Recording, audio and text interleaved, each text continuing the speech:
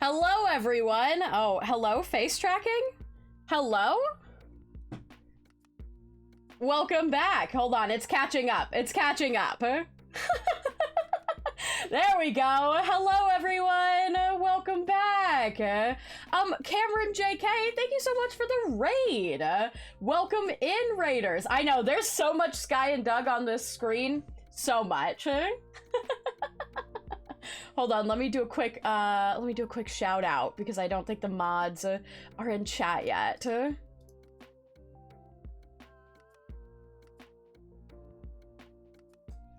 Oh, don't mind that. Someday I'll change the keyboard toggle for that one. I have been here 3 months. It's a great time. Oh my god! Bob, thank you so much for 3 months with Prime! Let's fucking go. Let's fucking go. Hello. Art women, yeah? Things happened. I found a cursed treasure map and now it says I need a sacrifice. Anyone in chat? No, chat, don't let him trick you. Don't let him trick you. He's just trying to get souls. You gotta watch out.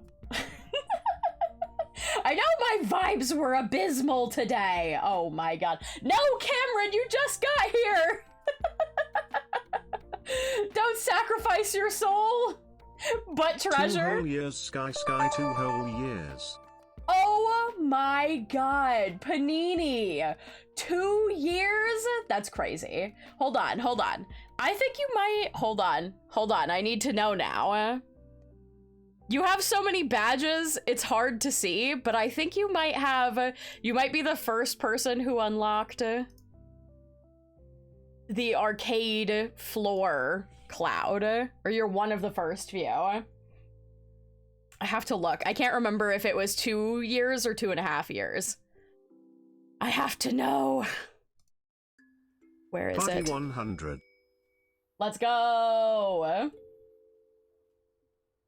I can't see the cloud because I'm a founder. I know! How dare you be here for 2 whole years? Gosh, jeez. Oh, there it is, this one? Oh god, I don't remember where it is. I don't remember! There's too many things in the Twitch backend for me to remember where the clouds are. I thought it was under viewer rewards, but maybe it's not. Perhaps not. Well, either way. There's an arcade floor cloud? There is. The first year of clouds are all solid colored clouds. And then, when you get to a full year, you get the rainbow cloud. And then it starts, like, getting more spaced out. Sky, are you excited for the FNAF movie? There's a FNAF movie coming out? I had no idea. I hadn't seen anything about that. But, honestly, I don't know. I don't know how I feel about that.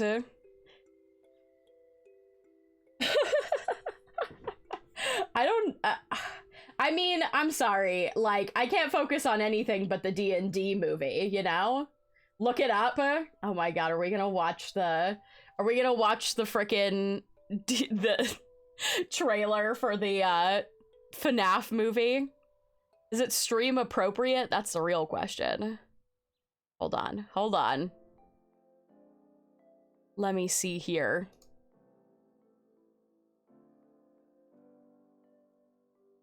FNAF movie trailer.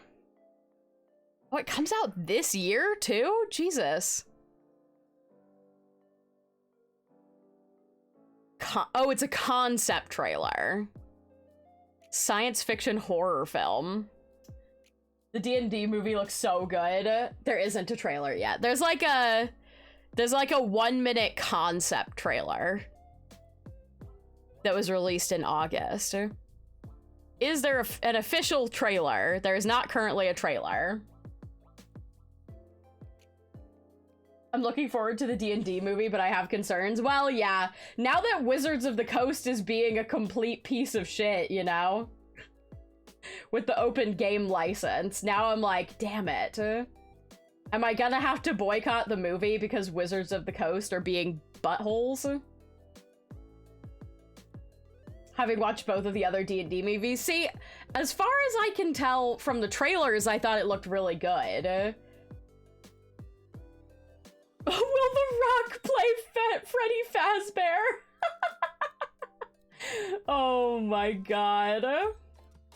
I hope so. I'd go see it if The Rock plays Freddy Fazbear. Oh my god.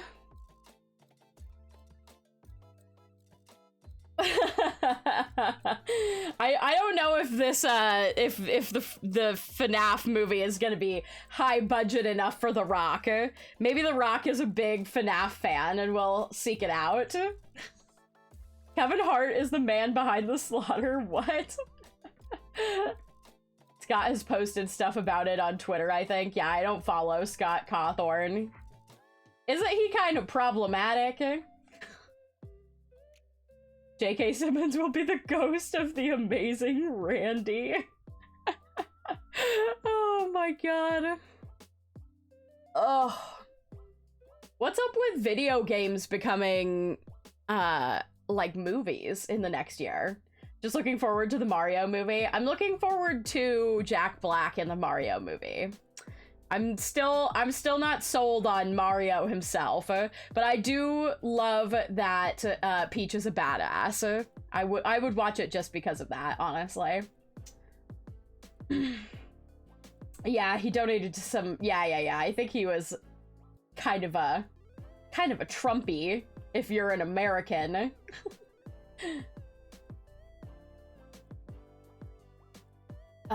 Apparently the Jim Henson Company are going to be making the animatronics.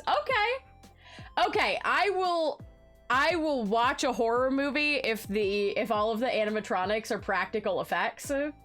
I would watch it because I love everything that the Jim Henson Company makes, and it improves the quality of things when practical effects are used so much. But like, I'm not gonna hold my breath because practical effects are expensive. I'm okay with Chris Pratt. I think it'll be fine. I don't know. Like... Well, I also love Mommy Peach. Mm-hmm. I mean Princess Peach are very respectful women. Sit on me.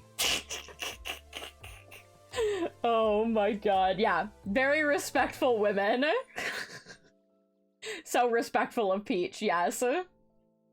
Yeah, everything the Jim Henson Company makes. Like, that was why I enjoyed... That's why I think that, The Mandalorian stood out so much recently, is because they used practical effects in it, and it was so good. Like, the fact that Grogu was a practical effect for like 90% of the show is what made it stand out. It wasn't like an actor trying to interact with something that wasn't there.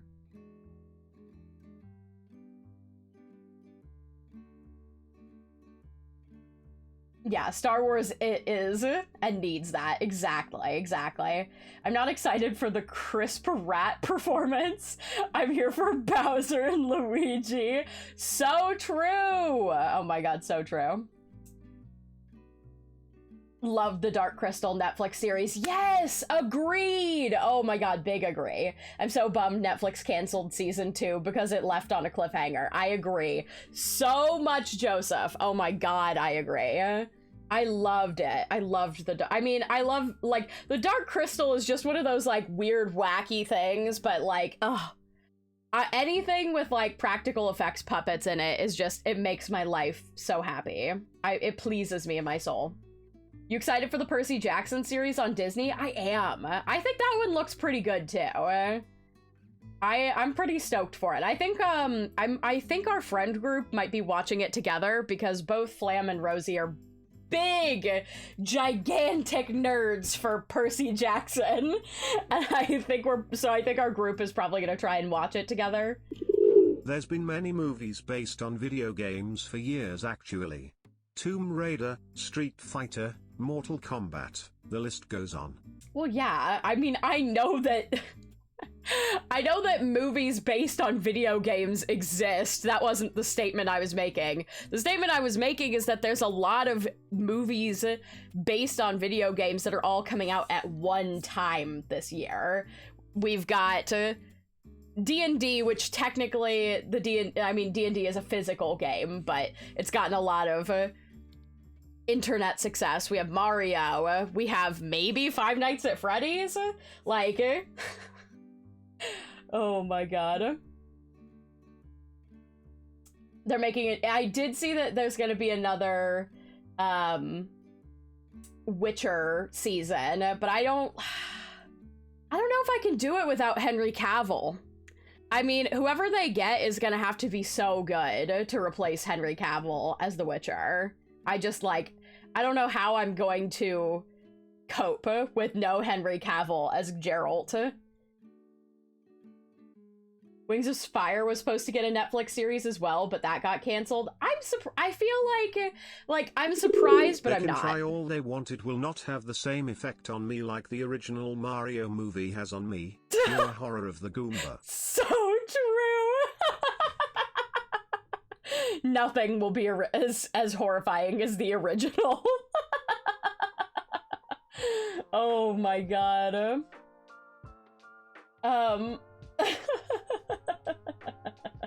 Sky's favorite. Oh, wait. Art woman, what do goth vegans say to anger uptight Karens? What? Hail Satan.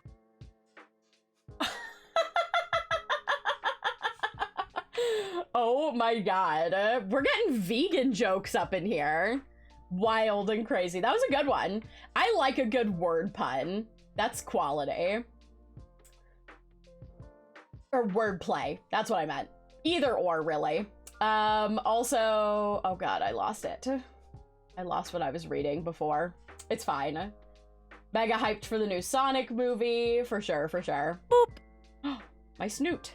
It's a little bit. It's fine. Oh. Any ideas on what you might shiny hunt today?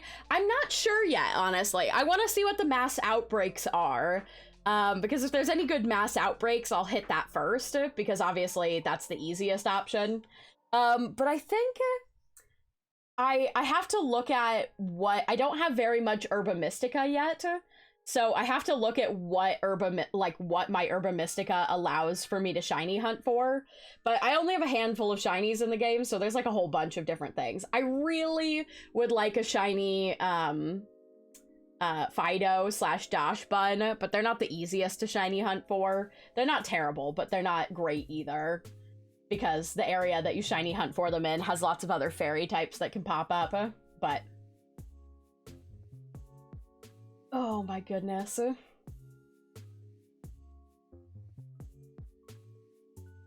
Netflix doesn't even care about their employees. I interviewed with them and had a terrible experience. They didn't even remember my name in emails. Damn.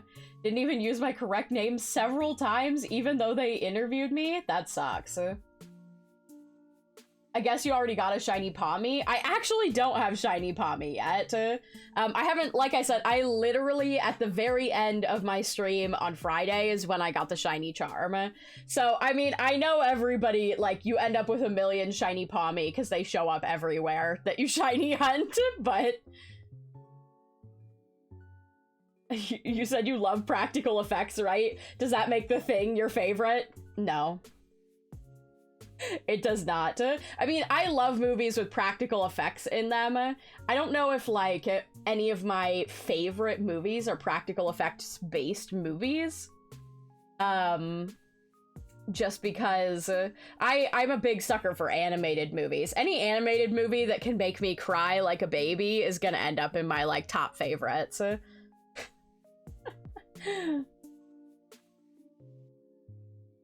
Oh my goodness. How does one get Herba Mystica? You have to do raids. You have to do the Terra Den raids, and then there are certain Terra Den raids that give you, like, a higher % chance of getting Herba Mystica. Coco is, in fact, one of my top favorite movies. Yeah. Coco and Wall-E are ones that I like. They are like closely tied for, like, my top favorite animated movie. I'm, like, really a sucker for, like, family-based animated movies too, because I'm very close with my family and my siblings, so, like, Coco gets me real bad. Same, if I don't cry, it's not it. I have a question. Yeah? Since I appreciate the hat, I also wondered if you have socks for my cold feet. You know, we actually don't have socks for your cold feet, but that's because anytime I put stuff on your feet, you complain that I'm covering up the goods. The grippies gotta stay out. Hello, Sassy.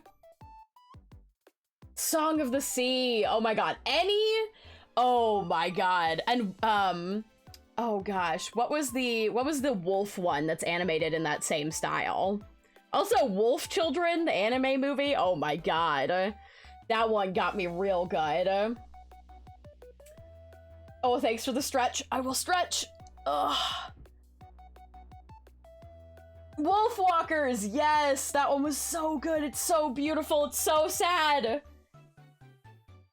I haven't seen that one yet, but I really wanna. Yeah, you gotta see it. You gotta see it. Oh my god. Yeah, everything that studio puts out is literally the most beautiful thing I've ever seen. Thank you for the sippies. I'm sipping. Yeah, Wolfwalkers was so good. Oh my god. Oh my god. Yeah, the music, yes. I mean, everything about it. Literally everything from that studio is just amazing. It's so beautiful. It's so, it has such a unique style. I'm also really attracted to just, like, very uniquely animated stuff. Oh my god. I learned today that the furry community on VR chat is very fun. Oh yeah, it's massive.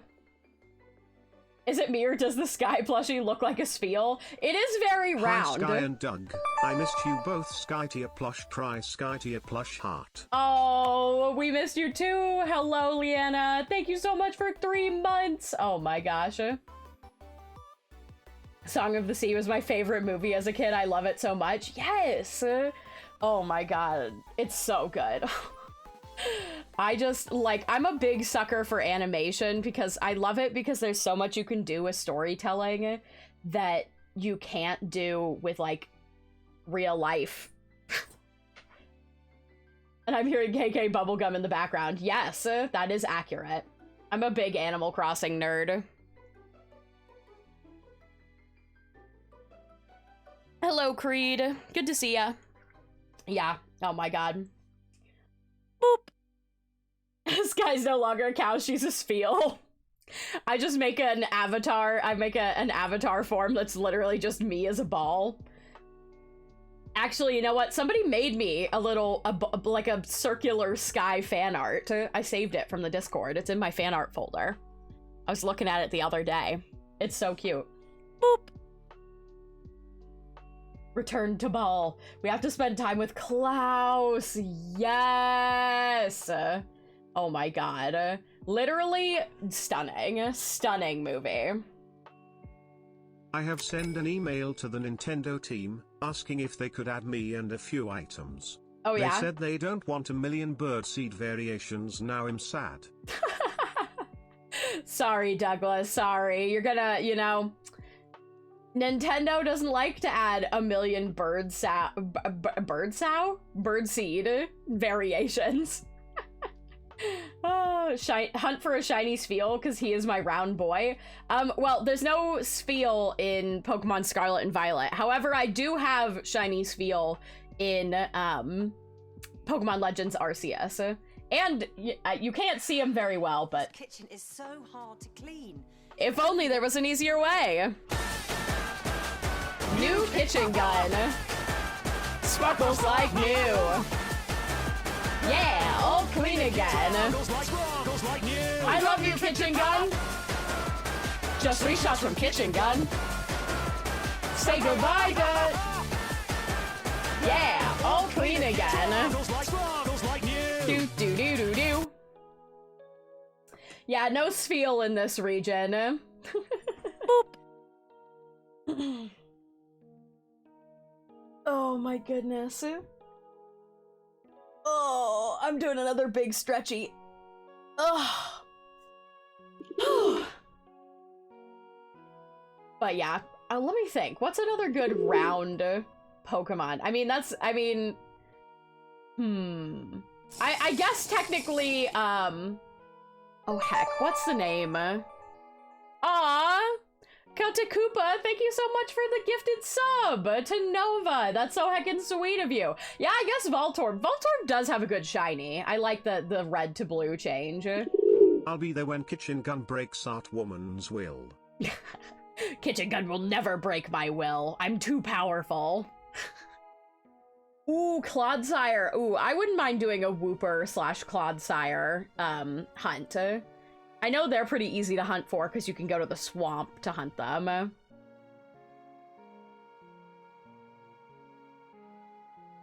Not sure if you saw what I said before, but if you wanted, I have a spare shiny Pawmi. Oh, I appreciate it, Rain. That's very sweet, but I'm all good. I'm all good. My favorite, I mean, it's fun to get like random shinies if you're like trading and stuff like that, surprise trading, but like the fun of shinies for me is catching them myself.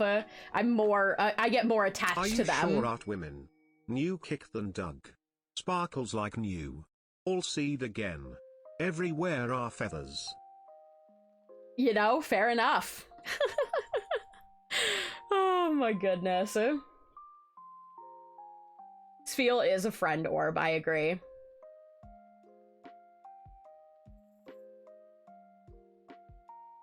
Hello, Aja.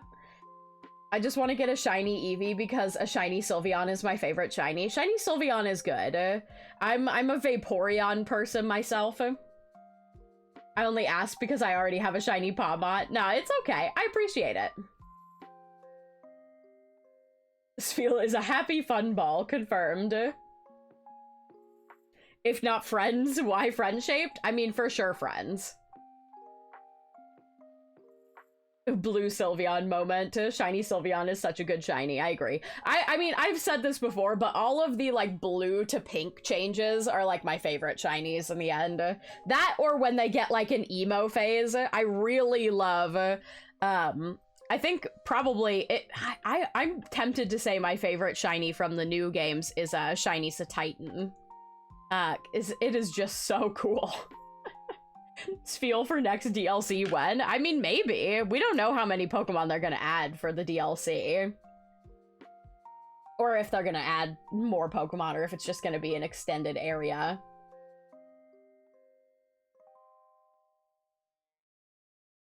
Oh my goodness.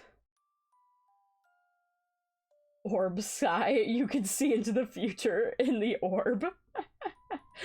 I wish they did a palette swap for those 2 night Pokemon. Oh my god, I agree. They really dropped the ball on them. The fact that all they did was change the eye color is so obnoxious. I hate shinies like that. Did you hear a little mystic escaped from prison? The call went out that there is a small medium at large. Yeah. I've heard that one a couple times. Shiny Ponyta is still one of my favorites. Yeah, for sure. That's another red to blue color palette swap. Can you evolve into Space Tea? Nah, I like just being in the sky. I don't want to go to space. Space can kill you. The sky, less so.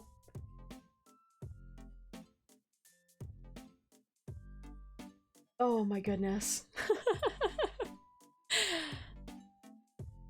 Oh, it's good to be on here shooting the shit with you guys today, though. It was, oh my god, can I tell you guys about D&D last night? You guys want to hear about my non-stream D&D game? Because shit went sideways at the end of the fucking episode. I feel bad because I was only like, I was paying attention, but I definitely had like divided attention because I'm prepping for the convention that I'm working, not this weekend, but the coming weekend, right? So like I'm playing my character and stuff, but I'm also working on, like, I have to get a bunch of my price sheets updated and stuff like that. So I'm like working on editing stuff while we're playing D&D. And like we've been traveling, right? We're going towards a major quest right now, but I wanted to fly there and everybody else wanted to go on the road. Everybody wanted to just go on a cart, and all I'm saying is I was right. It was safer to fly. We have 3 people that can use polymorph. We could have been giant eagles and flown there. But no, nobody wants to hear Sky's idea about flying. We want to buy horses and take a cart and go on the dangerous road. So anyway, throughout the session, we're all just kind of like shooting the shit, traveling, someone's driving the cart, we're kind of, people are swapping in and out. Our Bard, who is played by Pinky, who is one of the main mods in both the Discord, and she is here sometimes as well. I negotiated, not the past session that we just played, but the previous session, when we were buying our horses, which we ended up buying hippogriffs to pull the cart, because we were given like a stipend, and I negotiated because they had a like feral dire goose who our Bard like fell in love with. So I negotiated with the stable master, and I was like, you're gonna give us the pair of hippogriffs, the well-trained ones, and you'll give it to us for a discounted price because we will take the goose off your hands. And they were like, oh, would you really? And then they made a deal with me. Beal Runa, thanks for the raid. Welcome in. Welcome. Thanks so much for the raid. I hope y'all had a wonderful stream. I'm talking about my D&D game last night. So, we're on the road. Our Bard is like flying around on his giant goose, having a wonderful time. He impressed... Shooting the shit sounds like a weird mobile game. I will not lie, I'd probably play it. Oh my god. So he's flying around on his goose. He flies over the ocean and impresses some mer people, and they give him a little magical seashell that's like a one-time magic item that lets you nat 20 a luck roll, which is something that we do in the game. That's like, if there's not, like, if you're doing a roll, like, you're doing something that requires a roll, but there's not, like, a proper roll to fit that, then, we just roll a luck roll. So he got an item that helps him like re-roll one luck roll, which is really fun. Really like being D&D, but I don't have anyone to play with. Oh, I'm sorry. I feel like that's so many people's like struggle. So we're going about our day. We decide to stop for the night. Our magical child of unknown origin, played by Mod Isaac, points out a spot that we should like camp for the night. We set up a fire. My character is of high noble birth, and so she's like, I'm not laying on the ground. I'm gonna make my nest in the cart. So we're in the cart. Isaac's character comes over. He wants to look at a magical item that's kind of like, he's asking like a lot of questions and stuff like that, talking about something that we just experienced recently, which was we were near a graveyard and a bunch of like undead busted through a magical wall after a anti-magic kind of bomb was set off, which we managed to like contain everything, and it was okay, but we took the anti-magic cube with us. So he's asking about it, he wants to look at it, he's talking about maybe like setting it up to be a trap or something. So I'm like, okay, like we can look at it together, because my character has like this giant coat with a bunch of pockets, and I like hold a lot of the stuff that we pick up along the way, because people tend to not fuck with my character because she always has kind of an air of like nobility, I guess, about her. Came here for 2 reasons. Your model is cute, and I just got a shiny that I wanted while hatching eggs for VGC. Let's go! Congratulations on your shiny. That's fucking awesome. And thank you for the compliment on my model. So anyway, he's asking a bunch of questions, and we're talking about like just random stuff. We got into the topic of our Echo Knight fighter does not understand that there's like different sources of magic. Like there's a difference between like bards and druids and stuff like that. And so we get into that conversation, and we're talking, and we're like, Julius, which is Isaac's character, where does your magic come from? And he's like, you know, and I'm like, oh, well, it's like he had talked to me, my character, who is a warlock, but half the party believes she's a druid for some reason, despite her not trying to convince them of that at all. She's like, oh, you said you made a deal with like some kind of creature, right? And he was like, yeah, that's what it is. And I don't know why. I think because I wasn't fully like, because I had my like attention split, I feel like it feels really obvious now. Meh. I feel like it feels really obvious now that something was off, but I wasn't like, I was just conversating in character and not even thinking about it.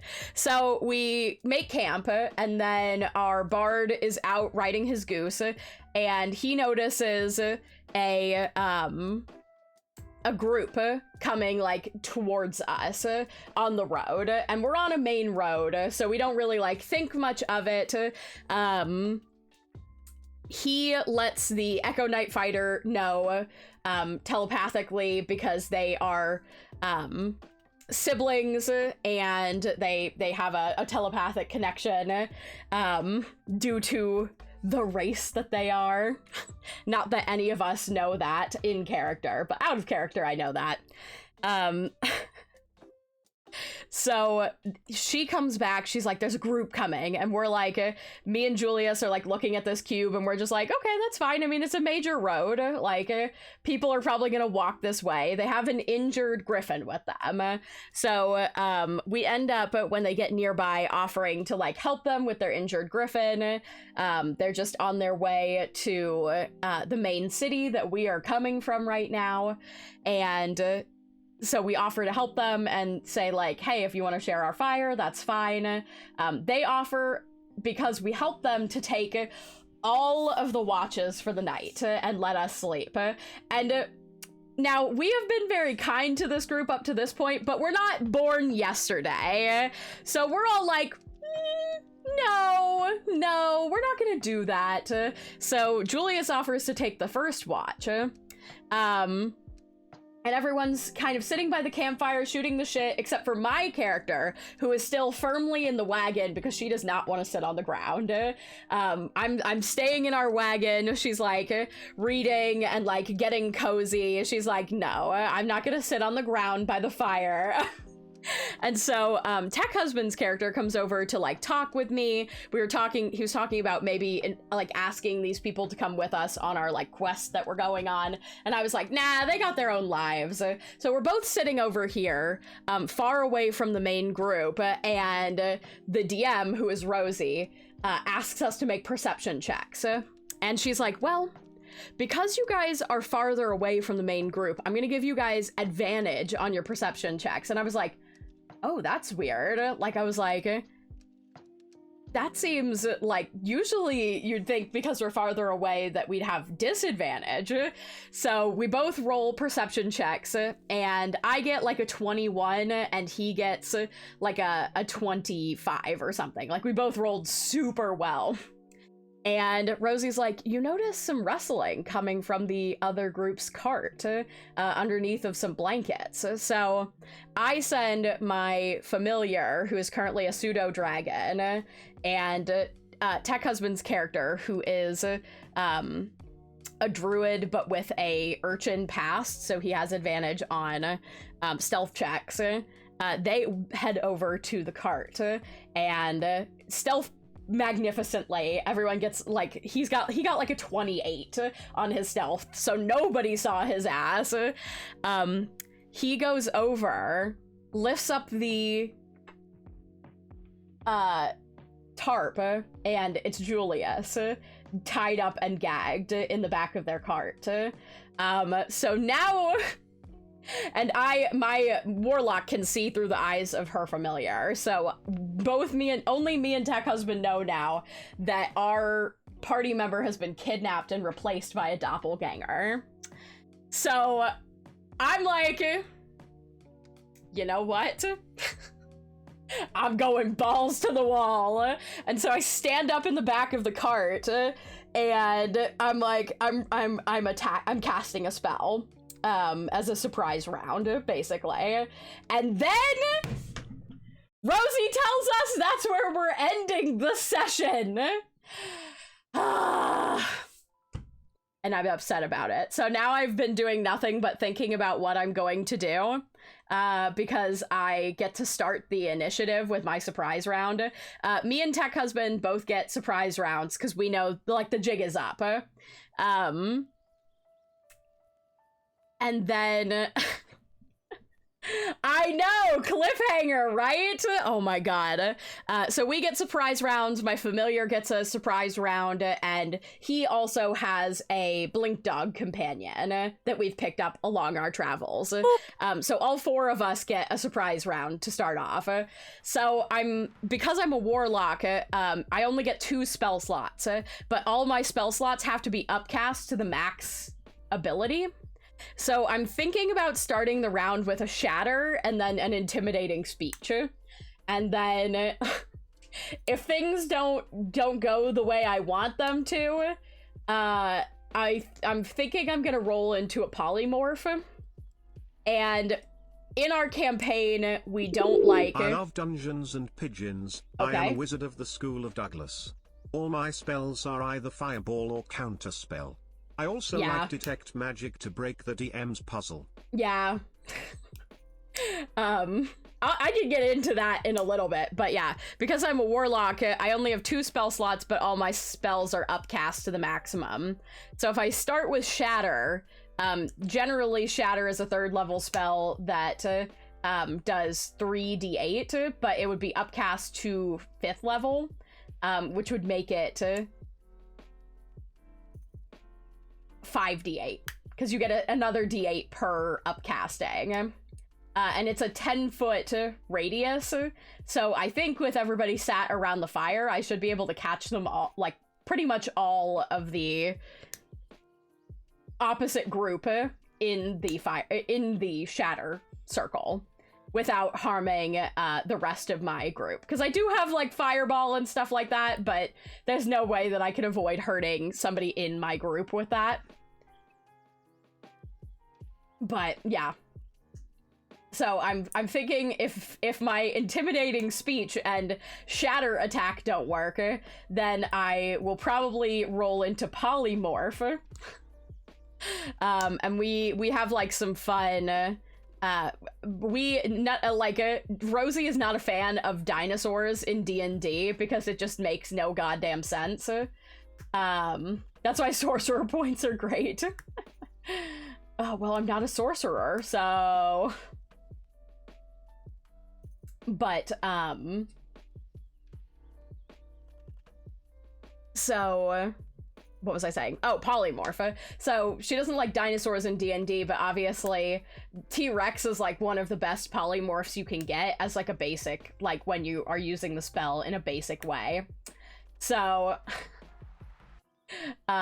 we talked about me flavoring it based on my character's past, which I don't want to get into too much because if anybody from the campaign is listening, I don't want to spoil it, but I was thinking a lot about how I wanted to describe the transformation, and I think it's gonna be super fun and funky. But yeah, so it was a really good surprise. Like, most of us were caught pretty off guard by it. And to top it all off, the fake Julius kept the anti-magic cube so that we could, quote unquote, look at it later. But had we not discovered that, had me and Tech Husband not hung back from the main group and discovered Julius tied up, the first watch was going to be the fake Julius and then one of his party members. So if we had all gone to sleep and let that be, we would have been so screwed. Like, oh my god. I too like looking at an anti-magic cube as a hobby. Oh my god. But yeah, it was a heckin' session. And I'm just like, oh, I'm just so mad that I had to divide my attention to get work done while we were playing. Oh my god. I was like, there were so many clear signs. Like, Julius has an ornery old lady horse that only likes him, and one of the descriptors when he kept going, like, he was specifically not riding his horse, which is like, you know, he wanted to be a part of we just assumed he wanted to be a part of the conversation. But also when he went up to pet the horse, it tried to bite him, and I was just like, oh, it's just an ornery old horse, fully forgetting that he like nat 20'd his like animal handling check when he bought the horse, so the horse likes him, just nobody else.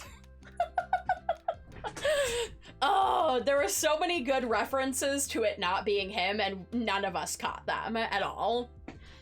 And then because I was only half paying attention, so like I was filling in information that Doppelganger Julius could not answer, like where his magic comes from, because my character suspects that he is a warlock, but he's not sure of it, or doesn't want to talk about it because being a warlock is a little bit like, people kind of look down on it because you have to like make a deal and like sell a part of yourself or sell yourself into servitude, and it's something she's wanted to broach with him. So when people were like, you know, she suspects it, and so she fed that information in. And when he was just like, yeah, it was like, oh, okay. Oh my god. Ugh.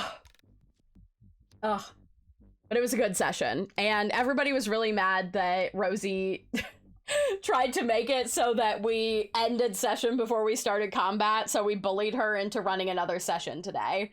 So that being said, I have to end stream right at 4 o'clock my time, which means we will still get a 5-hour stream in.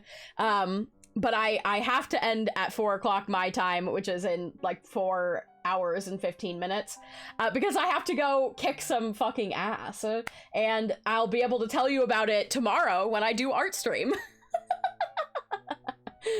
Oh my god, but my heart is full of D&D right now. It's taking up my whole one brain cell, I swear. But there you go. Thank you for letting me ramble about some D&D with you guys. Drop kick something for me? Will do. I'll do a heckin' drop kick. Oh my gosh. But yeah, the doppelganger reveal really got me. It really got me. I was like, oh, taking butts and kicking names. Exactly.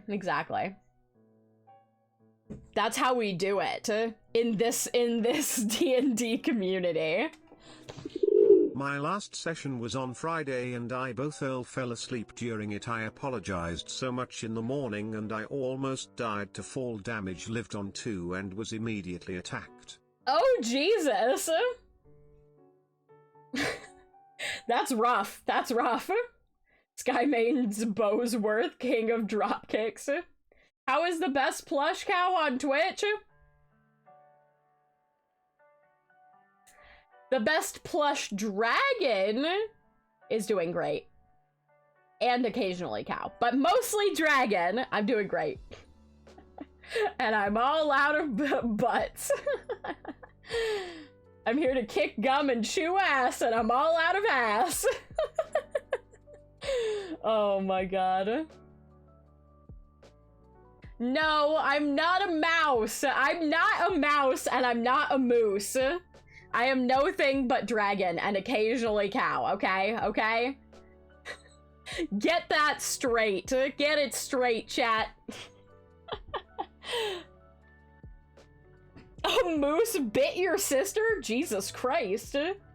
That sounds like a bad day for her, I'm not gonna lie. Not gonna lie, that sounds rough. Oh my goodness. Ugh. So yeah, I'm looking forward to some more D&D tonight. And then D&D again tomorrow! I get so much D&D this week, which is ideal because next week I'm just gonna be nose to the grindstone until this con. I love D&D. Me too, Panini. I want to play in a campaign with you, maybe soon, hopefully. Fingers crossed. We'll see. We'll see. I'm jealous of all your games. Oh, Panini, I'm so sorry.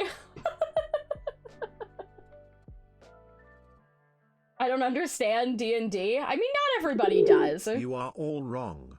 Sky is a cow. That is her true form. She's just in denial since she wants to be a dragon so bad. The dragon form is just an illusion. No, it's not! It's not an illusion! It's real! I can't believe this. I can't believe you all would bully me like this! Thanks for the pets, bunny! I can't believe you'd bully me like this. I can dispel magic. You can sure, dispel. There's no magic on me right now. Those hands be looking hoof-like. What are you talking about? These hands are not hoof-like. Look at these hands. They're just nubs. There's no hoofness in them. Art Mother. Okay. We all already know that you are indefinitely a cow. Don't hide from your fate, Mother. Accept your fate. Become one of the movement. No!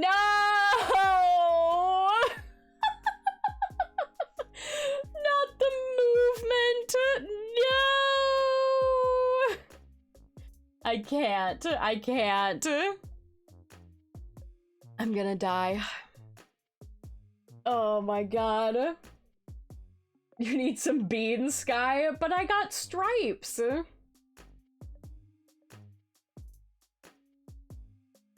I rolled a nat 20 climbing a tree.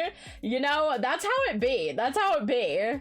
Anytime you need a nat 20, the game's like, no. But when you're doing dumb shit, it's like, absolutely. Hello, Project Bunny. Why? Why must you all moo at me? Why must you do this? Oh my gosh. What's under the plush costume? Nothing? It's all just stuffing in here. Well, I mean, technically I steal everybody's gender and I'm stuffed with gender, apparently.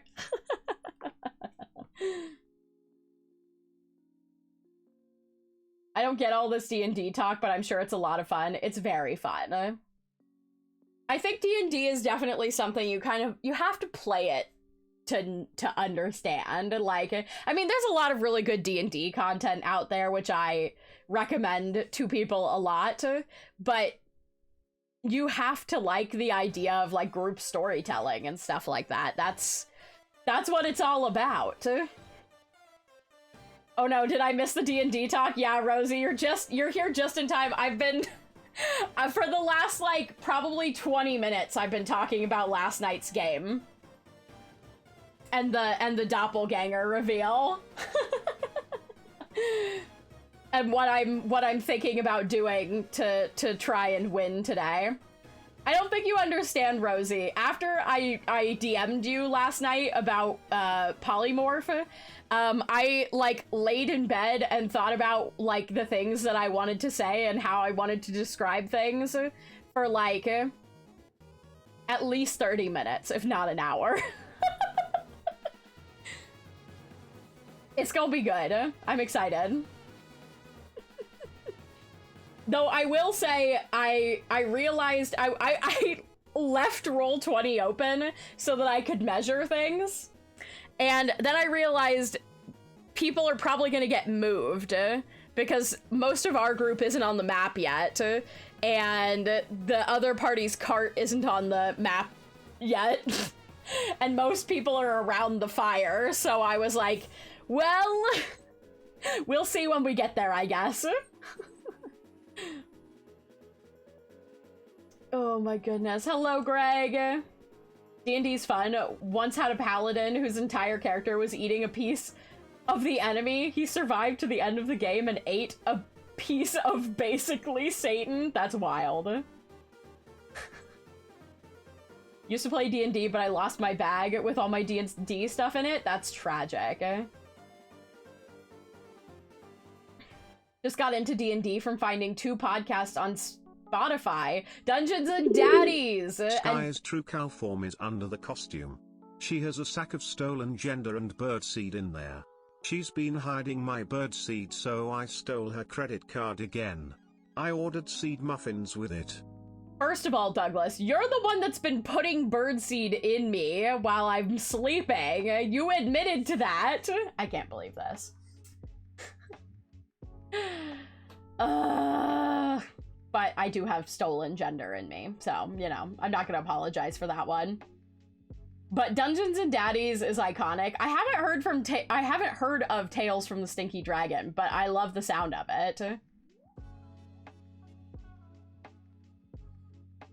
We've moved on to Tiamat's book, which is a little bit of a shame because oh, you've DM'd it before, so you know what happens. But still exciting because we're all playing dragon-like creatures. That stinks that you've played it before. That's one of the things that I'm like scared of. Like, I want to get into DMing, but I'm like, I want to make my own like completely original concept for it because I don't want to ruin any like pre-written games for myself if I ever play them. Also, thanks for the pronoun check, Golden. Hello, everybody. Welcome in. For those of you who are new here, and for those of you who aren't, hello. My name is Sky. I use she, her pronouns. And right next to me is Douglas. Did you know a warforged barbarian/rouge cannot be surprised and use reckless to gain advantage on rapier/dagger attacks? I use she, her pronouns. Right next to me is Douglas. He uses he, him, and the royal we. And if you haven't already and you'd like to, feel free to share your preferred name and pronouns in the chat. This is just to create a more loving and inclusive environment for everybody who decides to join us. So thank you very much for being here and for contributing. I appreciate you.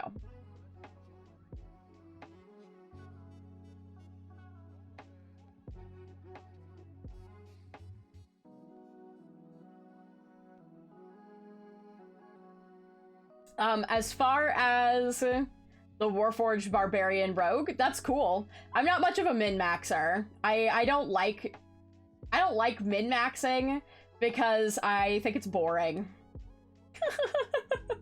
Like, it's not fun to just, like, it's fun to tear through something like crazy maybe one time, but like, when you min-max a character like crazy, you just take the fun out of everybody else's experience, in my opinion.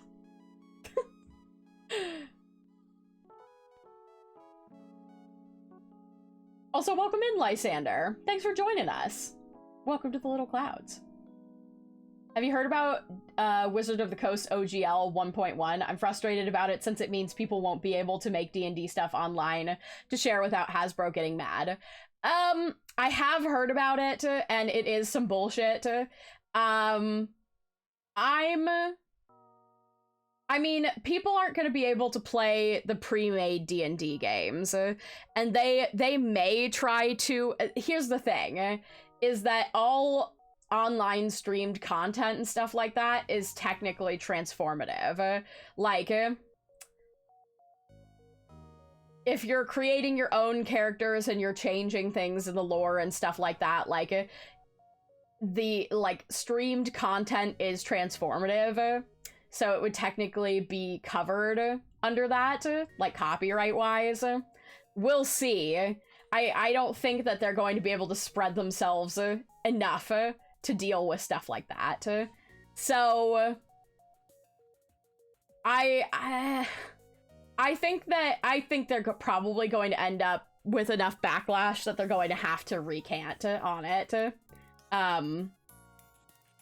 Because I'm not gonna lie, if they lose games like any of Dimension 20 or Critical Role or anything like that, because Critical Role, you know, it would suck for them to have to leave the D&D format, but they've played other games that are not from Wizards of the Coast, and they've done just as well as their D&D games in, like, mini ones.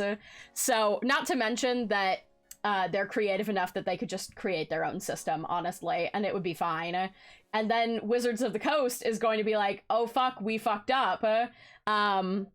We chased away all this free advertisement, and now everybody's mad at us because we're being completely absurd about this. So, we'll see. I'm not, like, I don't think my, like, the games that I play in, like the Monday game, I don't think that they are going to stop running or anything like that. But, you know, they're gonna find out really fast that people are just going to not support them. Like, they don't understand that the D&D community is a strong community without them. Like, somebody will just make a different system that doesn't have that issue, and then they'll be fucked. Oh.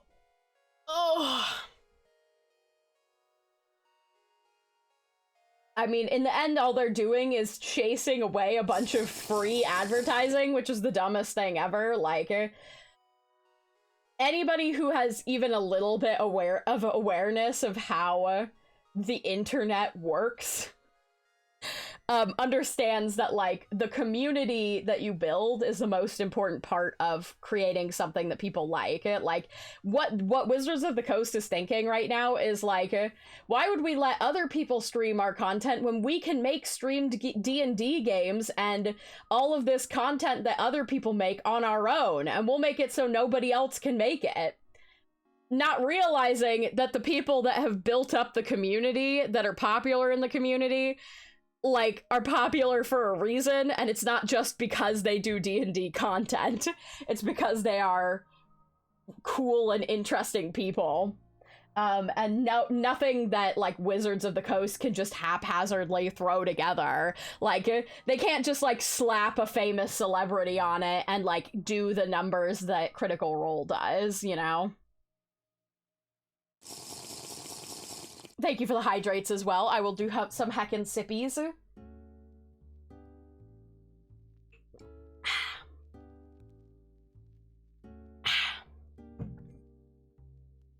Yeah, that's how Pathfinder came about. Exactly. I don't know if Pathfinder is going to be fully safe, because I don't know how much crossover there is in Pathfinder and D&D. But yeah, D&D was considered a weird niche until Critical Role made it way more mainstream. 100%. Yeah, water drink ASMR. But yeah, Wizards of the Coast is super out of touch. I mean, they're already in the process of killing their main moneymaker, which is Magic.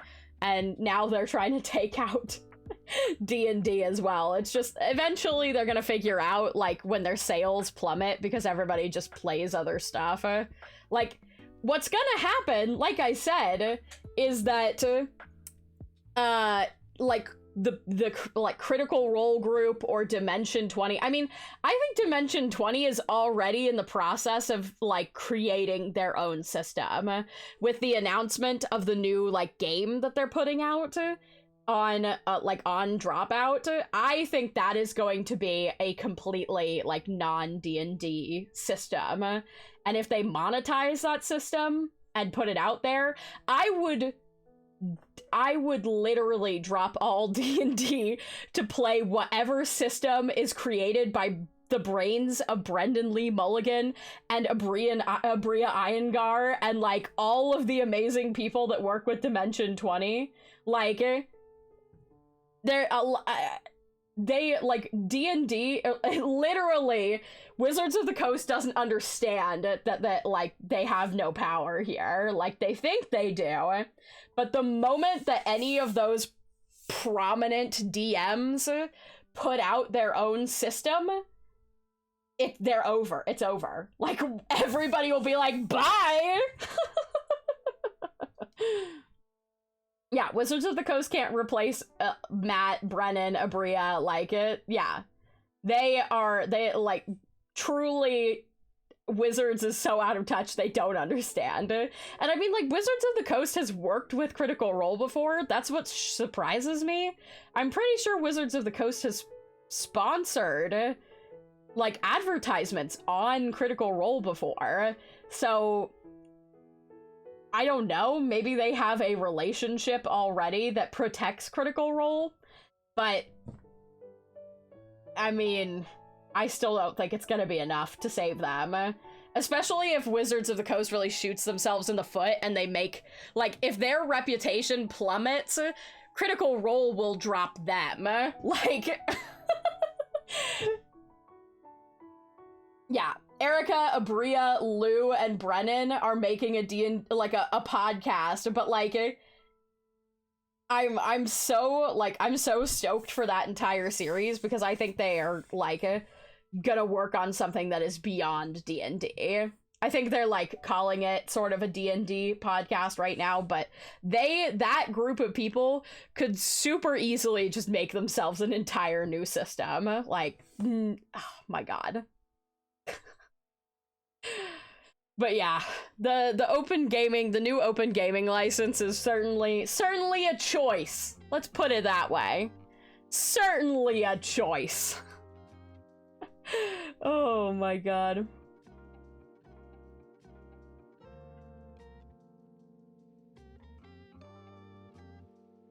They've been shooting themselves in the foot for a minute with Magic the Gathering. Okay, but Magic the Gathering, like,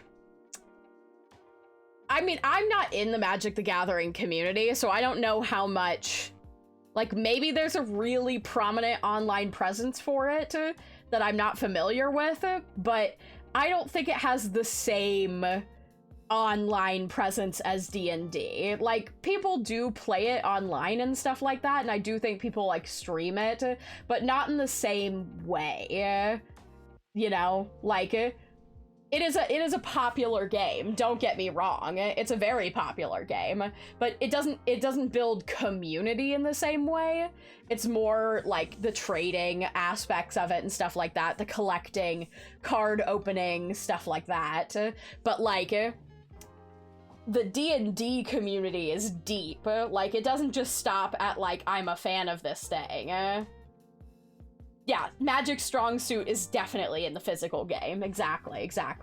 Like, there's, like, competitions for it and stuff like that, but people I don't think people are, like, fans of content about Magic in the same way that they are fans of content about, like, D&D, or that, like, involve D&D. Cool, you haven't started shiny hunting? I'll join you in Arceus, let's go! Yeah, no, we got into the D&D topic.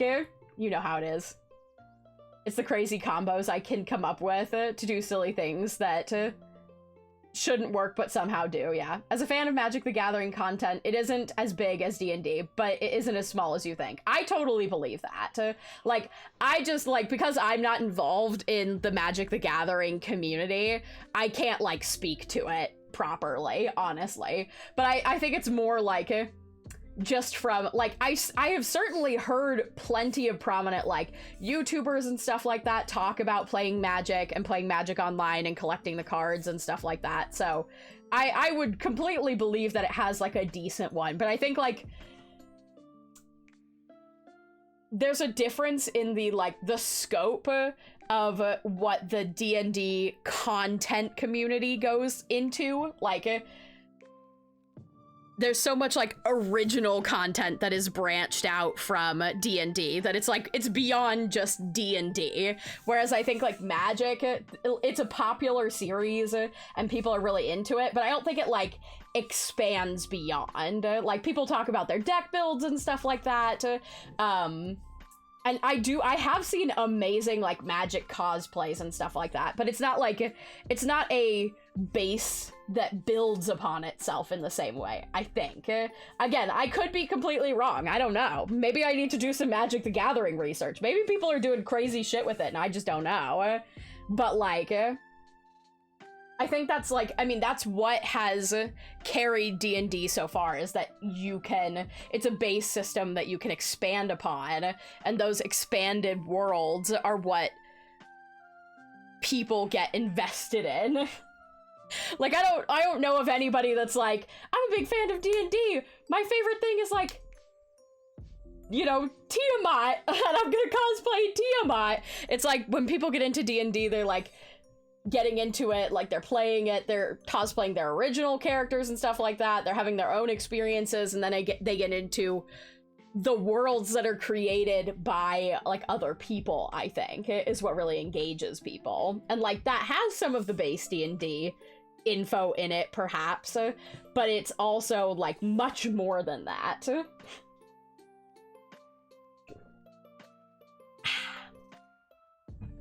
My partner also told me that the new Magic the Gathering cards are poor quality and more expensive. Oh, that sucks. That really sucks. I never got into Magic as a card game, but I've always been like I love collecting cards, and I did, like, there was a period of time where I had a significant other that tried to get me into Magic, and it's just, I just didn't.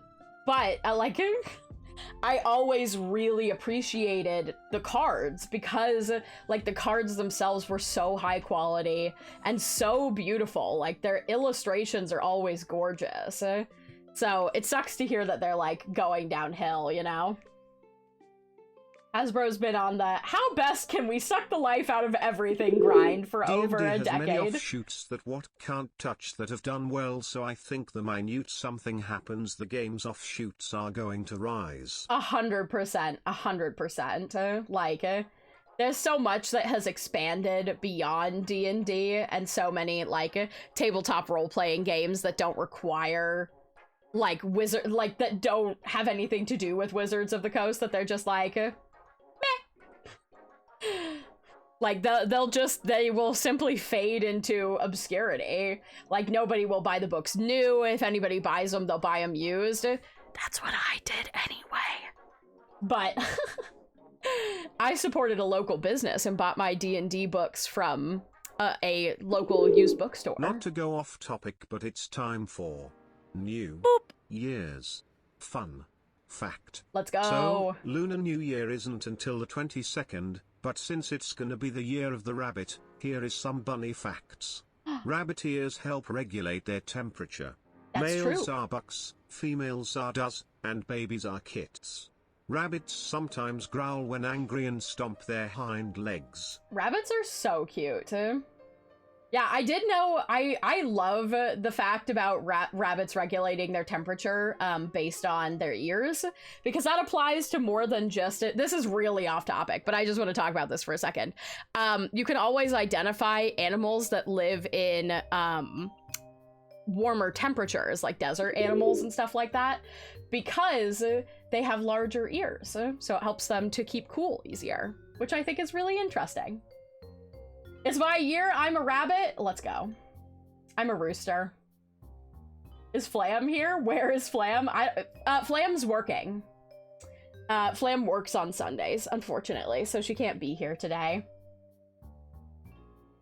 She'll probably be here later. It just depends on when she gets off work. It's me, Newbert. Hello, hello. Thank you for the pet. She is a cog of the system. Plush Sky? Yes! It's okay. Let me go ahead. Let me talk about the plush real quick. For those of you who missed it last time. We have a plush now. The plushy Sky.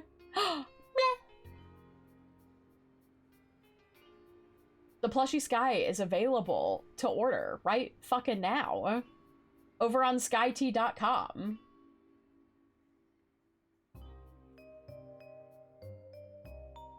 Hello, Ellie. And it's okay. There it is. Bam. Plushies on the website. Heck yeah, skyt.com. We can use !plush to check it out. But you can order Doug plushies right now. They're available for me to ship immediately if you don't order it with the pre-order plush, which is in the description of the pre-order plush, by the way, but some people have ordered them together anyway. So if you order both plushies together, then they will wait to ship until I get the Sky plushies in. But you can get Doug plushies or you can get Sky plushies right now. They're ready to go anytime this wants to. It's taking a minute. There we go. But the notice is there. If this product is ordered with other items, the whole order will wait to ship until the pre-order item arrives.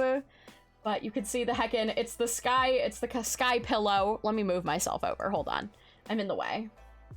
Bam. I'll hang out with Doug over here. The tube. The heckin' Plush. Look at him. Look at him. So cute. Got the littlest horns, got the littlest wings.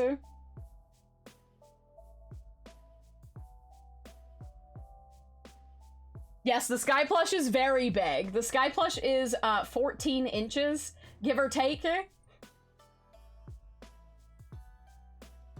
It's very large. Very squishy, made of multi-stretch minky fabric, which is what Squishmallows are made of. So they stretch all over the ding-dang place. They're very soft. The embroidery, I tried to keep the embroidery just on the face and then on the edge of the stars. So if you have sensory issues or you don't like the texture of embroidery, you can flip it over to its stomach and there's no embroidery on it at all. It makes a perfect squishy, snuggly little pillow friend. Great for resting your head upon or wrapping your arms around. Oh my god, it's Matt! Hello, Matt! It's Matt, the Lord of Lore. Or not lore, now, actually. Lord of not lore.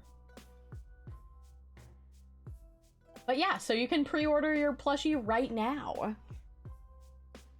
And pre-orders will stay open until January 30th.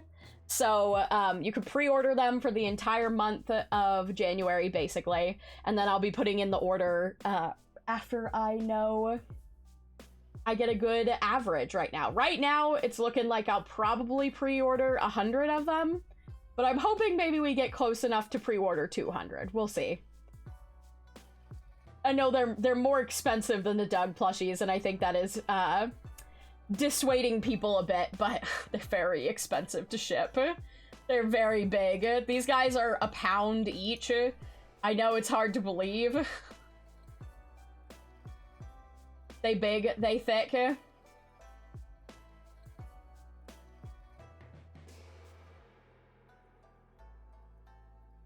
But I'm very happy with how they came out. So we'll see, we'll see. I'll be happy if I just order 100 of them too. That might make the shipping a little bit more affordable for me. A whole pound of Sky, yeah. It's like a pound of flesh, but it's a pound of plush.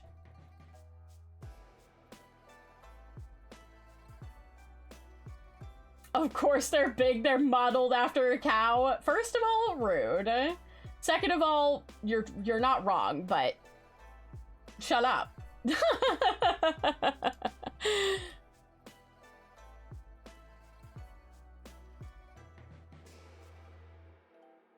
Here, let me move. There we go.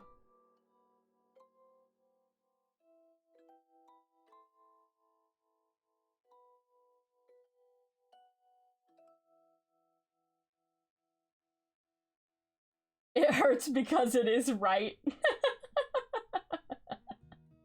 I'll never admit it. I'll never admit it. You can't make me. But yeah, a heckin' Plush. A heckin' squishy friend. Also, all of the stripes on the plush are printed as well, so they don't have any seams along the stripe lines, which is really cool.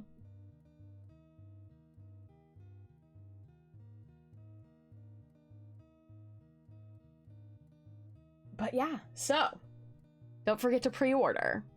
Get you a heckin' friend, like the one that's sitting on my shoulder and next to Douglas. Very fun, very funky. High quality plushies all around. All right, now I'm gonna move back to my own side before Douglas complains about me crowding him. It's true, the sky tube. Everybody's favorite, the sky tube.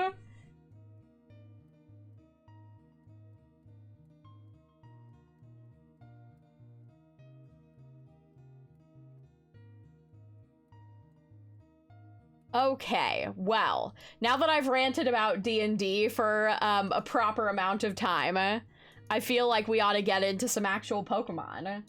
I'm hoping Plush is too filled with stolen gender, like the real Sky.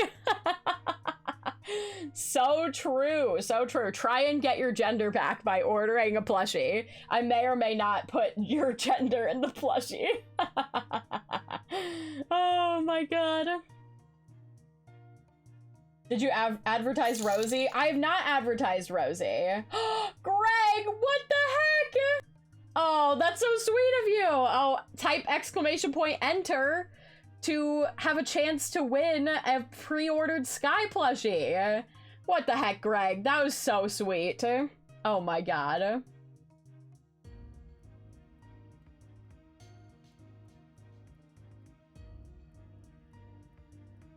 Another Smashes cup. So valid, so valid. If you've already bought a plush, just an FYI, if you enter and win, you will get 2 plushies. So there's no like, if you win a contest, then you don't have to, then you get like a refund or something like that. So what are we entering for? A chance to win a free Sky plushie. Free Sky tube. Oh my god.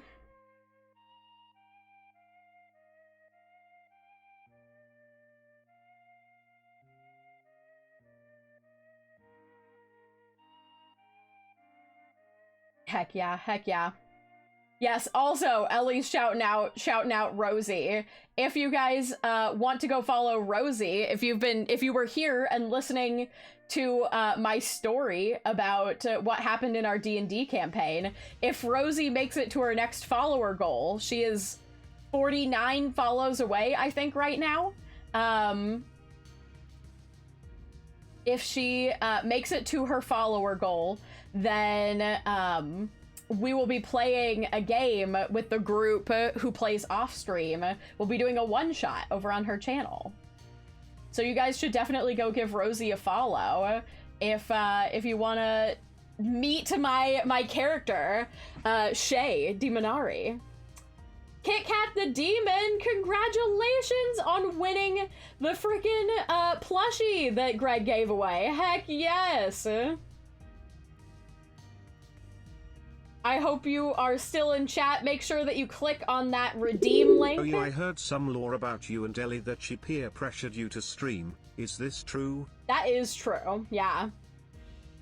When me and Ellie met, we met on another streamer's Minecraft server, and we were chatting, and one of our other friends occasionally streamed Minecraft, and I was like, oh, I would love for that person to show off my builds. And Ellie was like, why don't you stream yourself? You have like a great personality for it. And I was like, I don't know if I could handle that. And she was like, no, you definitely should. And Then I ended up finding a Minecraft server that was just starting up that was only for streamers, and I was like, well, I guess I'll stream. And I did. And now we're here, 2 years later. It did work out. You should stream and make me a mod. Yeah, that was pretty much word for word exactly what Ellie said. I think it was more like, you should stream, I'll mod for you. And now we're here. That's how it be. That's the Sky lore.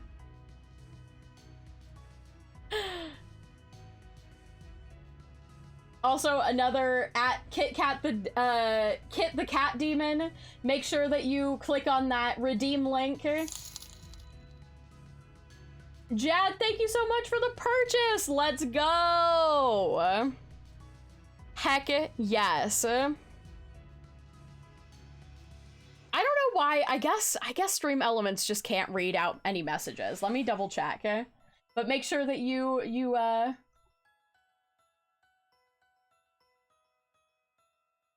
redeem your prize. If it ends up going unredeemed, then I will re-raffle it. That is how it works, but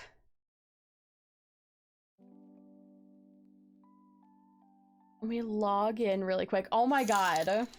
Oh, there it is! Yay! They found. Okay, they got it. Cool. I'm glad you were able to redeem, Kit Kat. Let's go.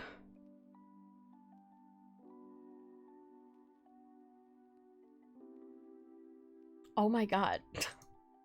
Someone put it in order at 2 a.m. This is a story all about how my life got turned upside down, and I'd like to take a minute, just sit right there, and I'll tell you ho. Wild, wild. Oh my god, that's so funny. I love reading some of the random messages that people leave in these. Aw, love the stream. Thank you so much, Jad. That's so sweet of you. Oh my gosh. Someone left me the sweetest message. Hold on. I wonder if I can find it. I don't remember what the name was, but it was somebody who I guess found one of my posts about the plushies. There it is.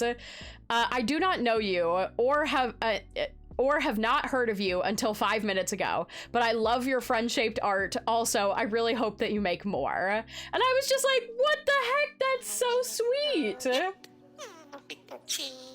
Bryony, thanks for the raid. Welcome in. I hope you had a good stream.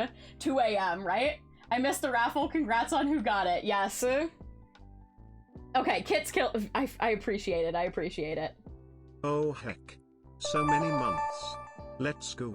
Let's go! Hello, Amy. Thank you so much for 19 months. What the heck? When I move into my apartment, which is soon, I'm gonna buy a bunch of merch. I need to... I do have to say Sky was super cute and was like, you think people will like my builds and stream. I could not believe she'd think people wouldn't love her. You know...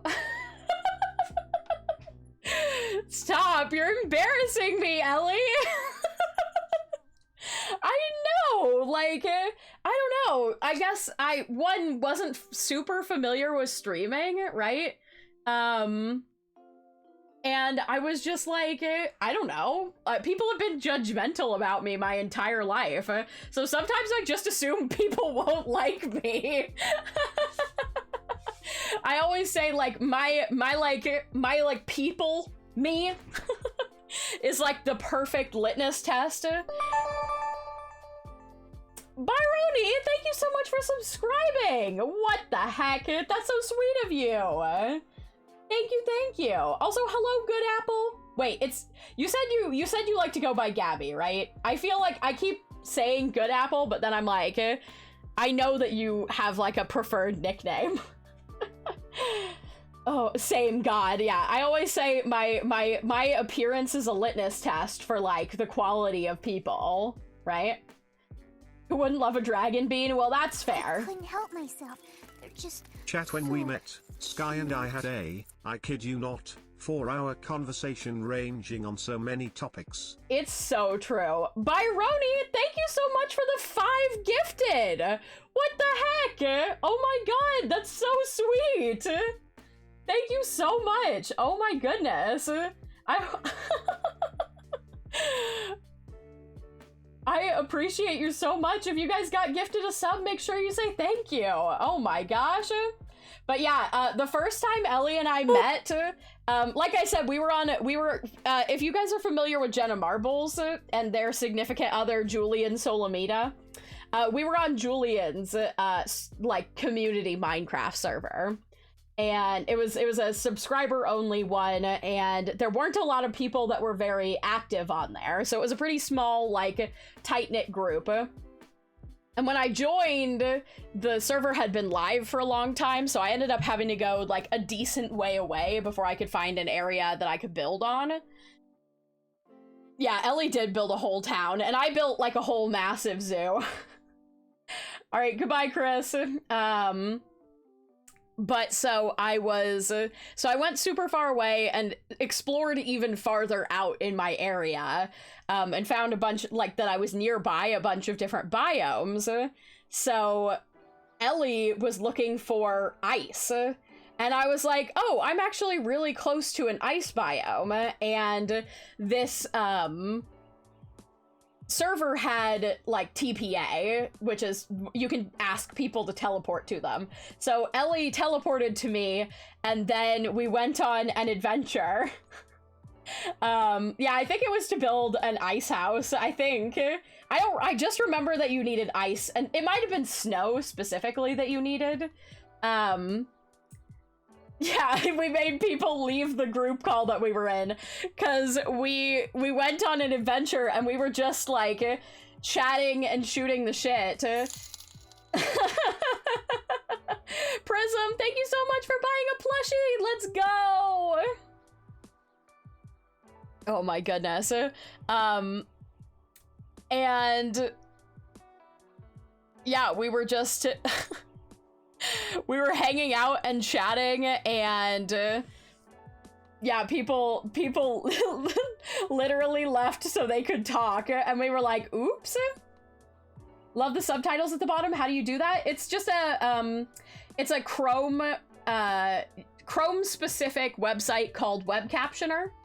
But it's super easy to use. It's just Web Captioner, and then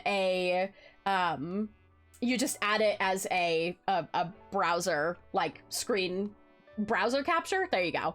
And then I just crop it down to only show one line at a time.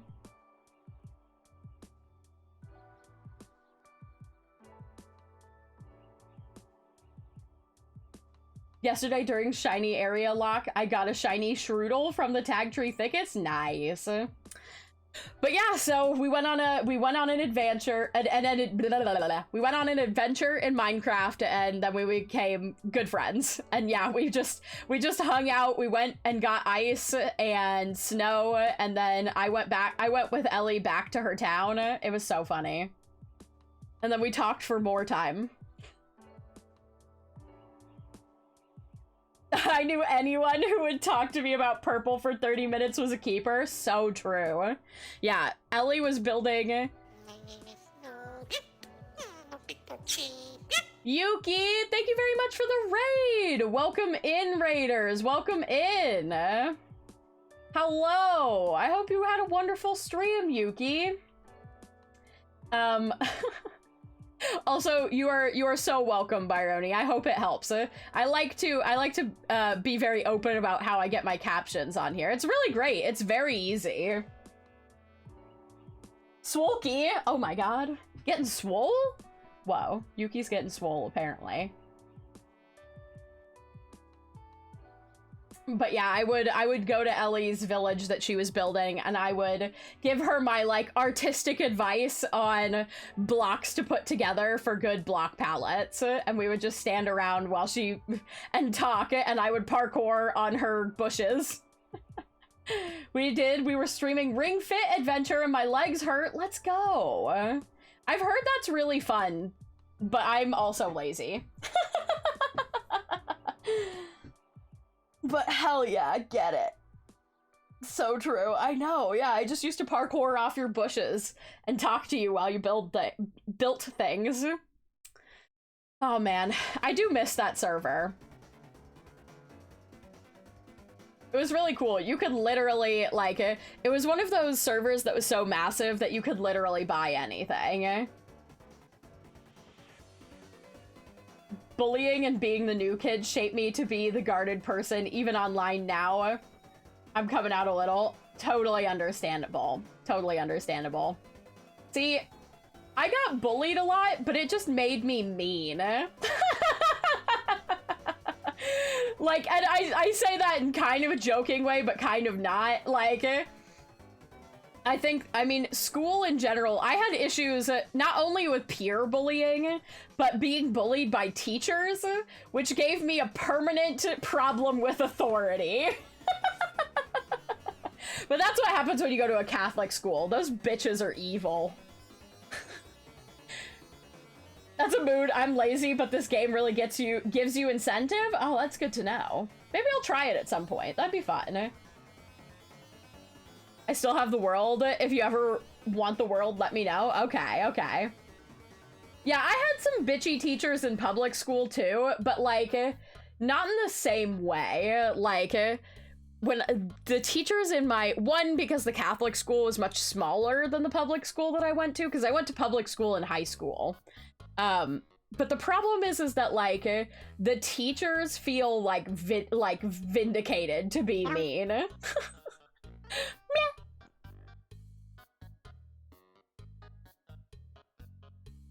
Yeah, public school teachers get fired easier. That's exactly it. Also, you have to have way more credentials to teach in public school than you do Catholic school. Like, you do not have to have as much schooling to get hired at a Catholic school. Which is why a lot of, like, you get both sides of the stick. I had an amazing, like, I had a lot of amazing teachers in Catholic school, but I also had a lot of horrible teachers. Also, one of the teachers that I hated the most, that was the most mean to me, was... Wait. This might be too... let's just say... I don't know. I'm not gonna, I won't say anything specific, but he creeped me out. Let's put it that way. He was like way too friendly with all the sporty girls in my classes. And he was really mean to all of the nerds. So that's all I'm saying. I'm suspicious of where he ended up in life. Let's, you know. Also, I think it's really funny to think about the fact that he was like 26 when he was teaching me. So I am 2 years old, or, oh god, I'm 3 years older than he was when he was bullying me as a fucking adult. And I just think about me at 26, and I'm just like, this man got into teaching and then just bullied children, like, at 26 years old. I had one of those teachers almost exactly. Bruh, they're, like, fucking weird. And it's so weird, because he was a 7th grade teacher, so already, like, a creep. But then the like, other class's 7th grade teacher, was amazing. He was such a good teacher. Like, I've always been bad at math, and I think had I not had such bad math experiences, like, if I had had this guy as a math teacher for, like, all of my math experiences, I think I would have actually liked math. Because he was such a good math teacher, and he loved me. Like, he called a parent-teacher conference with my parents just to tell them how much he loved me, because by 7th grade, I was so done with all of my classmates' bullshit. Like, oh my god. It's sad to think that they feel good being horrible to little kids. Exactly. Yeah, because they can't talk back. Yeah. 100%. I also had, like, my 8th grade teacher. She was a much older lady. Like, the young guy has literally no excuses. I would not forgive this woman for being as horrible as she was to me, but I believe she was coping with, like, with the death of a family member when I had her class. So she was lashing out because she did not take an appropriate amount of time to grieve the loss, and so she was lashing out at students because she couldn't cope with it. So I can give a quote-unquote justifiable reason that she was being horrible, but that doesn't, like, excuse it. Yeah, exactly. Makes sense, but isn't excusable. Yeah, because she was an even older woman who had no right to be bullying students. But it's so funny because by 8th grade, I had a couple good friends who ended up, my friendship with them ended up, you know, being like a total disaster later, and like just absolutely blowing up in my face. But at the time, I had made a couple good friends who were the only people that were like nerds like me. But they were in the grade below me, and this woman used to chastise me for trying to talk to them, because like my class would have lunch and their class would be coming in to order, or like they were leaving when we were getting in, something like that. We would cross paths in the lunchroom, and so while they, like, I would go talk to them while they were like taking their plates up and stuff. And it was only for a couple minutes. And this teacher would come up to me and be like, stop talking to students that aren't in your class. Like, this is your last year, because I was in 8th grade. Like, don't you want to spend time with these people that you're not ever gonna see again? And I was just like, no. Because I hated like 90% of my class, because they had all been horrible to me for 8 years. Like, most of them had been atrocious to me for most of my young life. So I was like, no, I don't want to be anywhere near those people. Boogie, thank you for pre-ordering the plushie as well. I appreciate it. Holy crap, what middle school was that? I swear I had a similar experience. I'll message it to you. But yeah, I was literally like, nah, I'm good. But because I had like some actual good friends, I started coming into my current personality, which is what I am now, which is like a constant talker. Have to drive? Okay. Good luck with your drive, Pope. Hope you have a good one. But so because I had some good friends and I felt like validated in like the things that I like and stuff like that, I started to come into my current personality, which is a much more talkative and outgoing person. Like, and not like, for most of my grade school and middle school life, people thought I was shy, but I wasn't shy. I just fucking hated them all, and I didn't want to talk to them because they didn't like what I liked.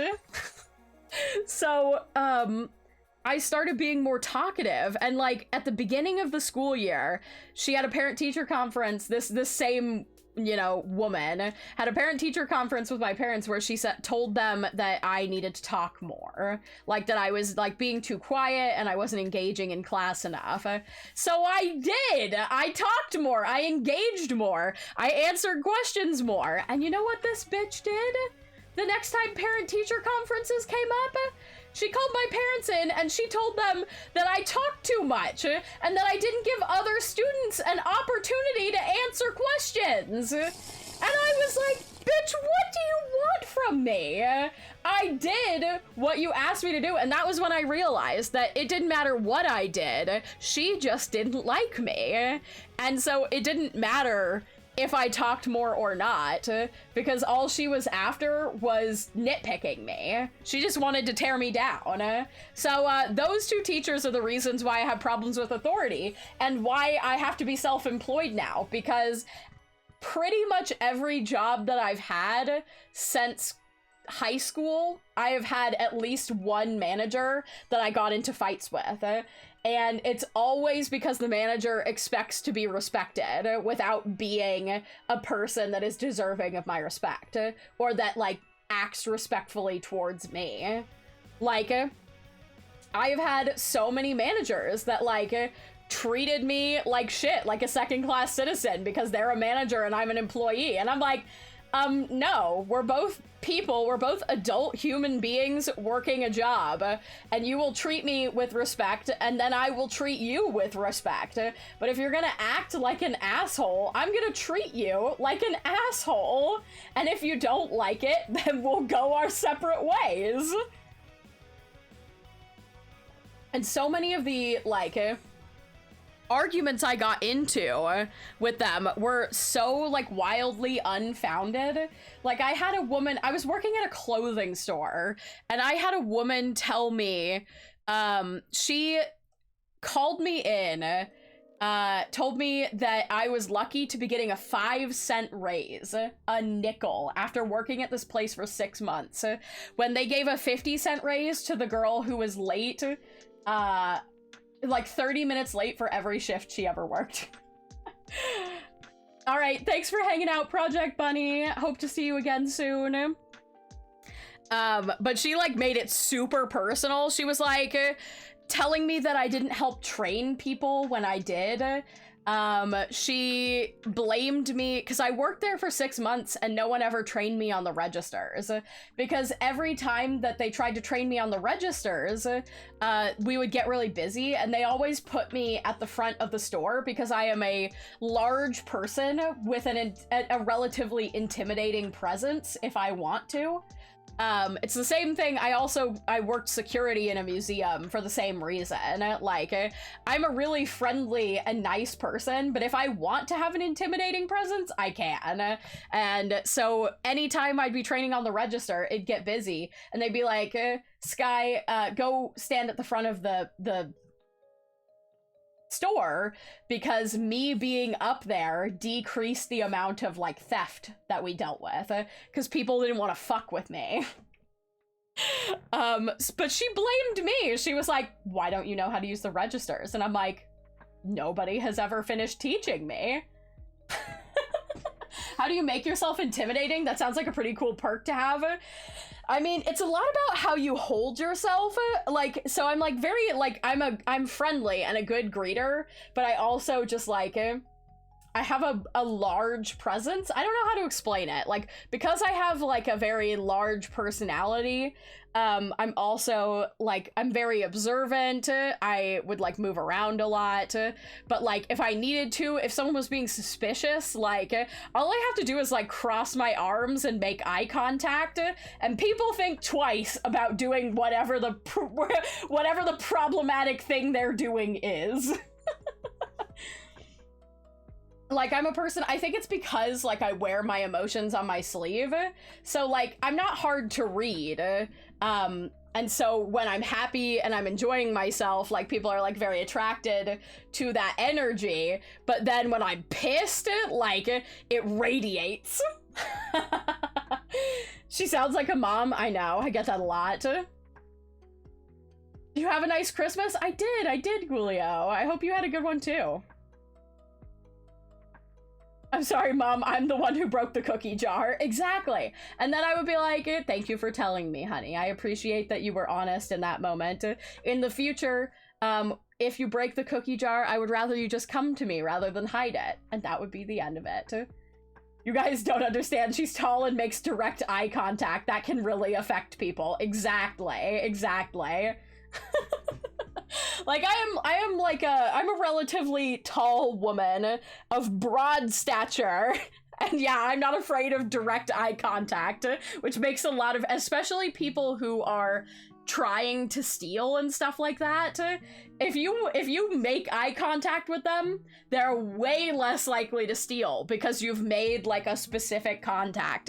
If I have made eye contact with you, I have seen your whole face, and like, you're way more likely to get caught. Oh my god.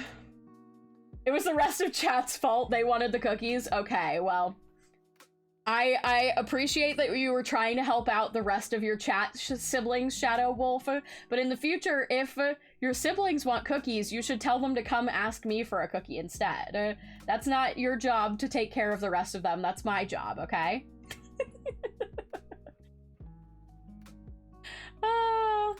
Also passed a nice Christmas. Did my first trip all by yourself? That's freaking awesome. Go off. Not gonna lie, this description gives big Uncle Iroh vibes. I do think that I give off Uncle Iroh vibes. People tell me I give off more Katara vibes, but I love Uncle Iroh.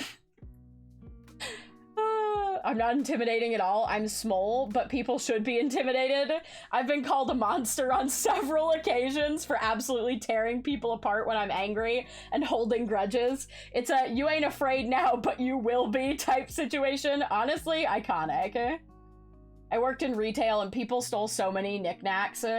And someone in our store was so intimidating that they made someone put the items back just by looking at them. Exactly! Exactly! Can I get a cookie? Yes, you can have a cookie.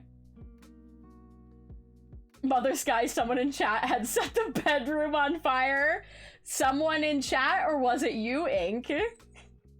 Everyone loves Uncle Iroh. Anybody who doesn't like Uncle Iroh is probably a sociopath. I can't trust their taste in anything. If you don't like Uncle Iroh, we're gonna have problems. I would be intimidated by a giant plush dragon that talked and had a bird that wants to commit arson. You know, fair. Who's Uncle Iroh? Uncle Iroh is from the animated TV show Avatar: The Last Airbender. If you haven't seen it, Byroni, highly recommend. Highly recommend. It is an amazing show. So good.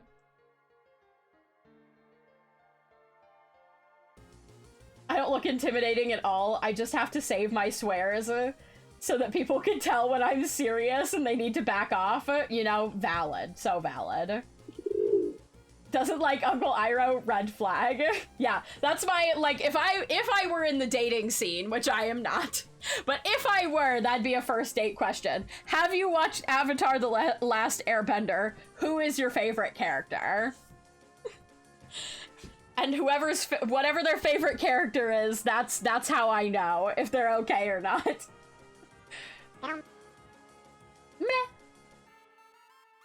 Eh! Don't bat me while I'm sticking my tongue out. That's not nice. Meh. Thanks for the pet. Okay. You're very close to pronouncing my name. It's a... Bryony? Is that right? So it's like, the Oni is pronounced like pony. Bryony. Okay. Boop.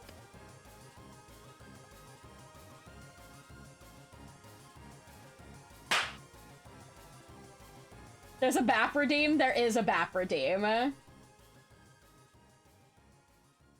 I thought you got smacked with cheese. I mean, technically someone did throw cheese. Okay. Bryony. Cool. Okay, I will try and remember that, I promise. Oh my god, you just found chocolate? That's the best. You're gonna make her bite her tongue? Oh my god. Oh my god, I've been talking for 2 hours! Ellie started me on the tangent of how we met, and then I just fully forgot that we were gonna, like, play Pokemon today. I think we got 3 hours, though. I think we can get some shiny hunting done.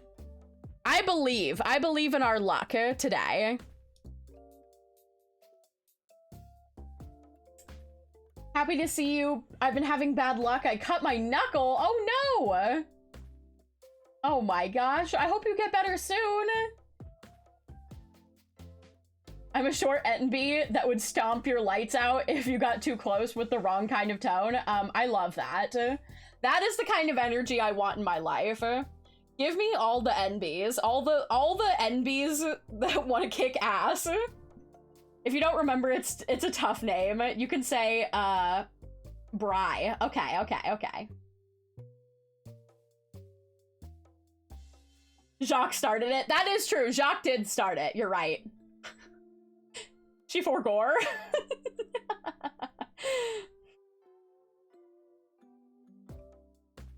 They asked you about the lore. Unless you want to make it a chatting session today. I mean, we have been, I do love chatting with you guys, but I also love playing Pokemon. And we did so much work last time to get the shiny charm, so I want to actually catch some shinies. Parents were being parents, that's okay, it happens. On this paper, it says, you will have the best of luck if you sacrifice the bird seed from the top shelf to Doug. Now it's 3 hours left to shiny hunt. Good luck. I believe. If Mousehold's evolution is it getting children, is the Everstone a contraceptive to them? Fun fact, Elemental, you cannot give Tandemouse an Everstone. You actually cannot give it to them. It is impossible to prevent them from evolving, which I think is so cool. Okay. Let's go over to, I gotta get my controller out and stuff, and then we're actually gonna go to the Switch screen. I mean, I never stop talking, but like, I should actually talk while we shiny hunt as well, you know? Okay, down here I go.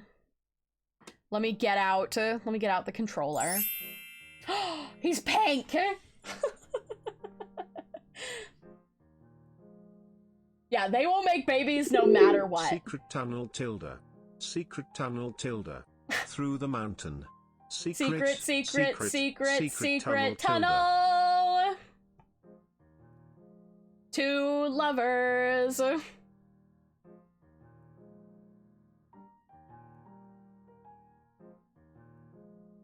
What's the word after that? Hold on, my brain is actually...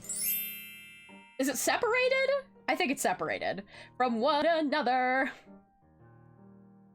A mountain divides their people. A war divides their people, and a mountain divides them apart. It's been a while since I listened to that song, okay? I do be orange right now. I do be orange. Also, the plushie, not gonna lie, looks pretty cute in orange.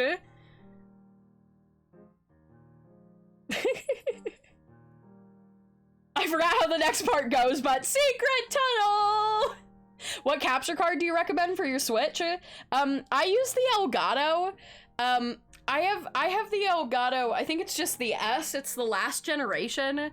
I have ordered one of the new ones, but I tried to use it, and I don't know if I got faulty hardware, but I had a lot of issues with the sound being, like, really fucked up, and I don't know why. But other than that, I really like it. Like, it's pretty easy to use, and my original Elgato card has been great, so... That's what I use, but it's definitely not the most cost-efficient option, I will mention. A war divides their people, and a mountain divides them apart. Built a path to be together. And I forget the next part, but secret tunnel! Secret tunnel! Oh, that's true. I am the Naranja Academy mascot. Oh, no. Oh, no. I can't believe this. Ow! I'm gonna get DMCA'd. Heading off. It's late over here. Enjoy your stream. Thanks. Thanks, Spyro. I appreciate you being here. I hope to see you again. Okay. Oh, also, let me pause the music before we get into the... I always forget to do that before I start playing, and then there's, like, weird music overlap. DMCA Secret Tunnel. My Secret Tunnel singing is so good, I'm gonna get DMCA'd.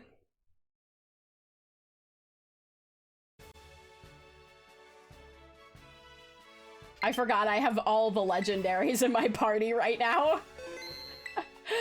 Okay. There's new outbreaks. Watch me just, like, run over here and there's a shiny somewhere. Oh my god, I would scream.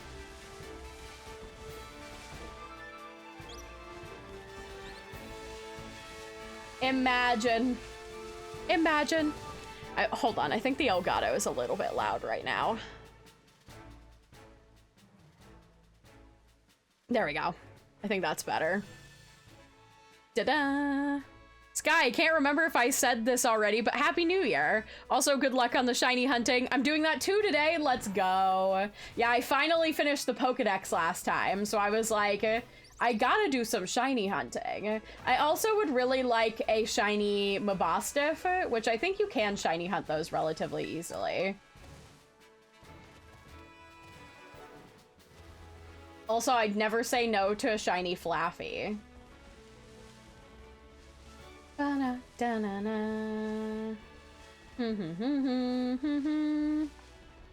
Okay.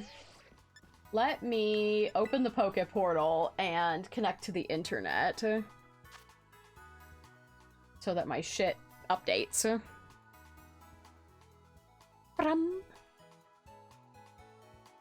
Don't forget to make the shiny sandwich. Oh, I will not. I will not. We have to decide on what we're gonna shiny hunt first. Because technically, usually you want to use like an encounter power and then a shiny, like the encounter and shiny upgrade. Look at him.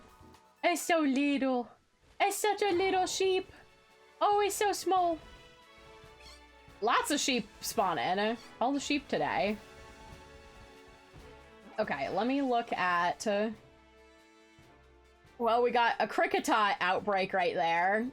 I'm traumatized from shiny Kricketot, I'm not gonna lie. Oh, interesting. I don't like this thing shiny, but I might catch it. I might go look for it just because it's a new Pokemon, and I always like to catch all the shinies for the new Pokemon. What I would really like, I would love a shiny Esparthra. Another Noibat? After I caught Cucumber, I've just gotten constant shiny outbreaks for shinies I already have, basically. I'm not, like, stoked about any of these. I would not mind a shiny Rufflet. They're a little bit hard to spot. I'm tempted to do this one because the shinies, there's 3 different shinies in these guys, and that would be fun to try for. This one's shiny is pretty cool, too. Let's see, but none of them are like, I feel like it would be fun to have all of the shiny sushis, not gonna lie.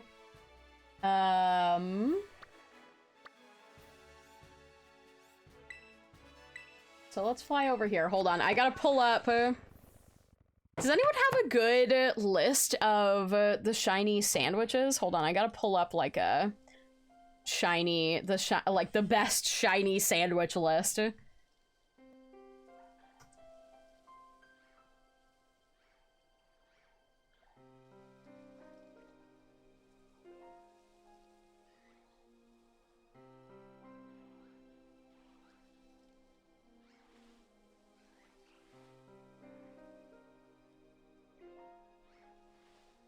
There's like an image. Oh, I think this is the one I looked at before. You don't have to just have salty Herba Mystica. This one is 1 serving each of tomato, onion, green pepper, and hamburger. And then 2 servings of your preferred...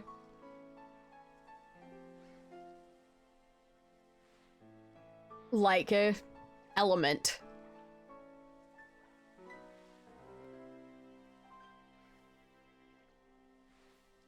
I can drop some in the Discord. That would be great. So this one is tomato, onion, green pepper, and hamburger. Then 2 servings of whatever type you're looking for, their respective food. And then any 2 Herba Mysticas mixed and matched. Oh, this one looks like maybe it was an updated version of that. Exceptions being there's certain mixes you can't put together.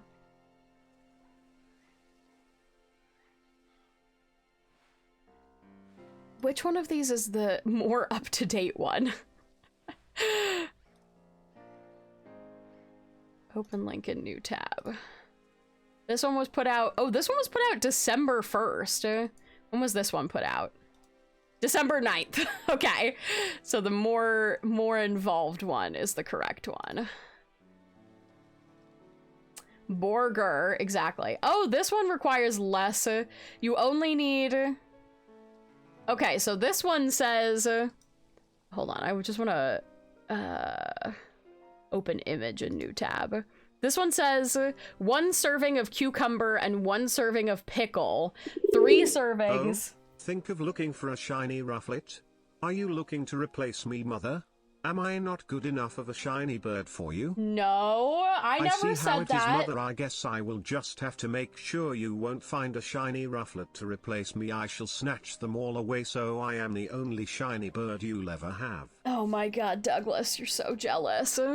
So this would be a dragon sandwich. So I would need avocado. So 1 serving of pickle, 1 serving of cucumber, 3 servings of avocado, and these will result in catch power, not in counter power. Mixing 1 sweet and 1 sour does not work for any of these types. Using 2 sweet herbs does not work for these. Using 2 sour herbs does not work for these. Okay. Let's see if I can do this. We're gonna do, I guess we'll do dragon type. Any shinies hanging out over here? Ooh, we could also shiny hunt Goomy in this area, I think. Look at all these frickin' Flamigo. It's hanging out.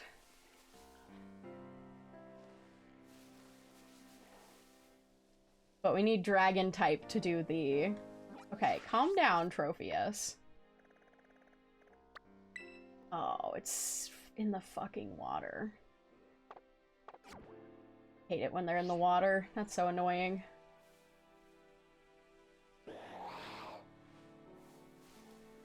Okay. Picnic. Haven't watched stream in a while? Well, welcome back. I feel like... I love the fish so much. Look at him! Why is he faced to the side? Why can't I look at his beautiful face?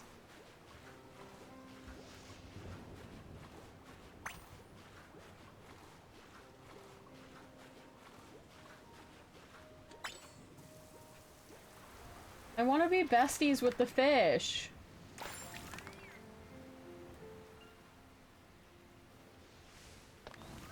All right, now my beautiful cat.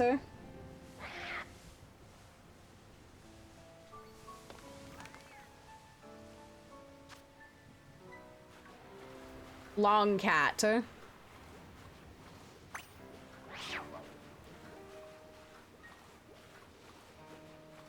I love playing Nintendogs in Pokemon. It's my favorite.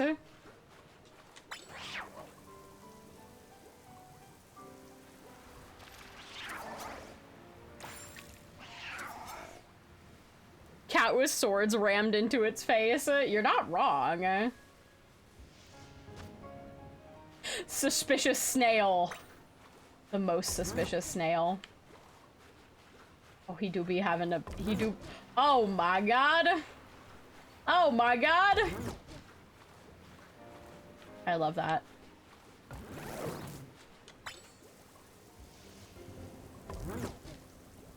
I got you, boo.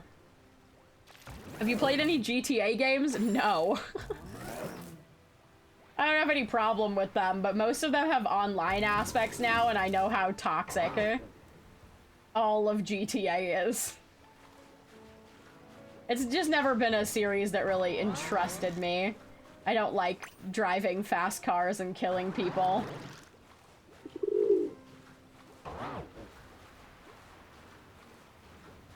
The fish has such a nice shiny, too. I'm so mad that they're shiny locked. I feel like they must be planning to give them out at some point. But I wanted to shiny hunt these. I think that would have been so cool.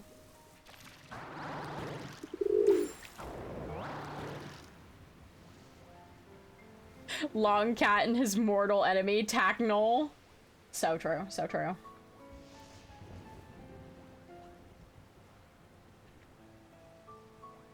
Alright, everybody's sleeping.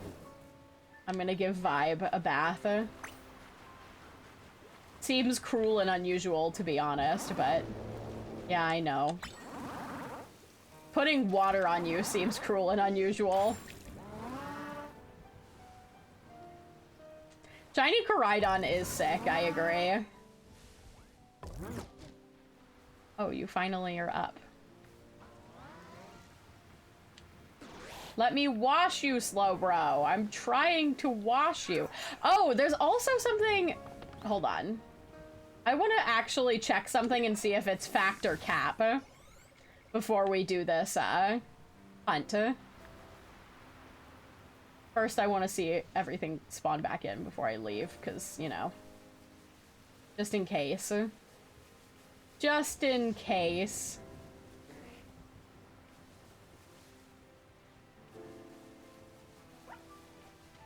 Sushi!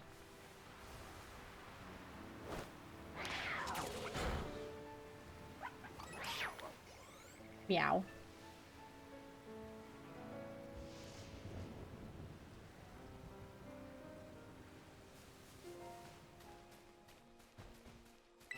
So, I don't know if any of you guys saw this video, but there was like, if you swim out, like into the middle of the ocean over here, someone said you can hear the, like, sound of the Lugia song from the second, like, Pokemon 2000, and I want to know if it's fact or cap. Before I set up the sandwich. I want to know if it's malarkey. I think it's probably malarkey. But yeah, if it is true, that would be so sick. That's like my favorite Pokemon movie, so...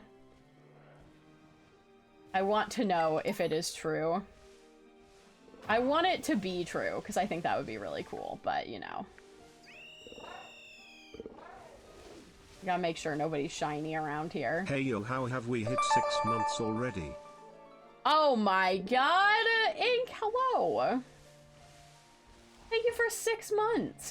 What the heck? What the heck?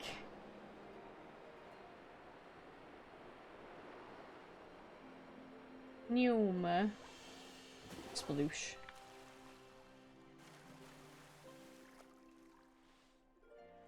I hate the fact that there isn't a shiny noise in this game. It makes me paranoid as fuck.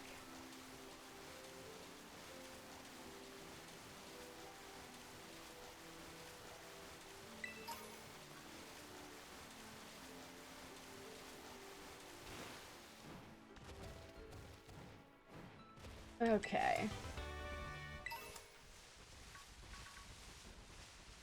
Wait. Oh, I thought something was sleeping under that tree, but it wasn't. It was fine.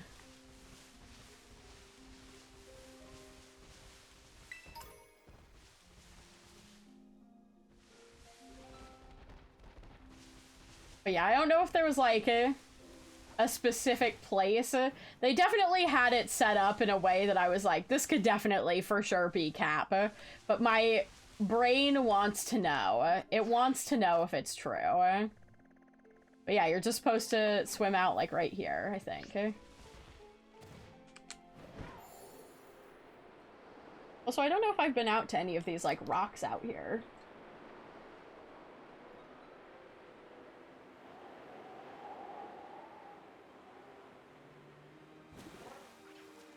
What's going on out here?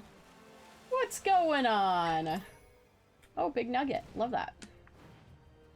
Sploosh.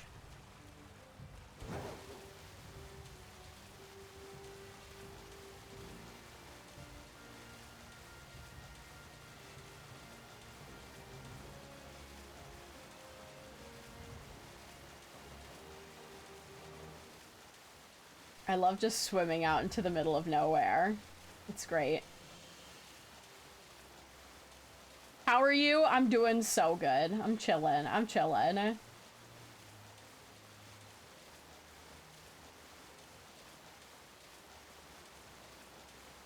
Oh, wait. I can't go any further?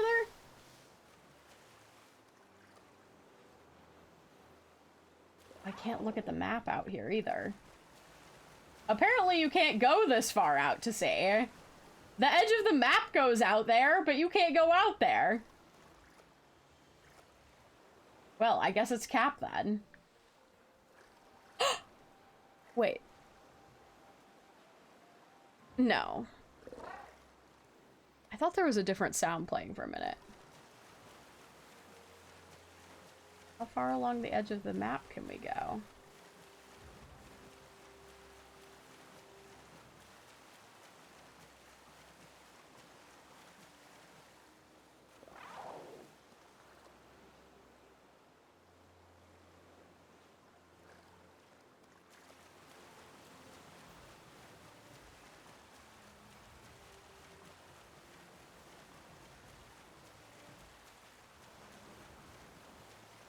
Yeah, no.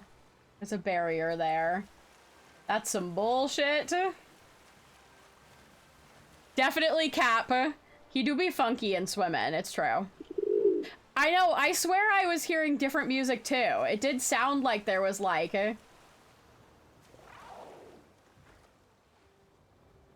quiet music that was happening. I don't like that I can set a marker out there and I can't swim out there. Wait, am I going somewhere? No, it's just pushing me along a barrier. It's trying to turn me back.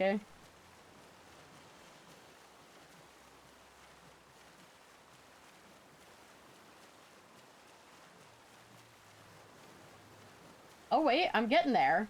Am I getting there?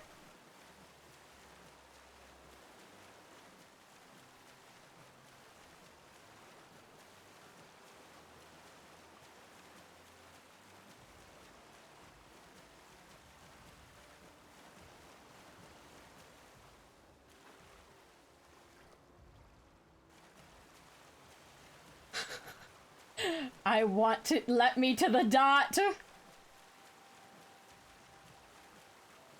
I think I am moving, just much slower.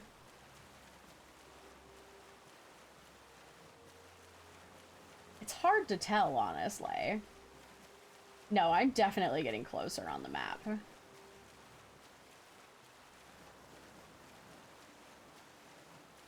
Let me over there.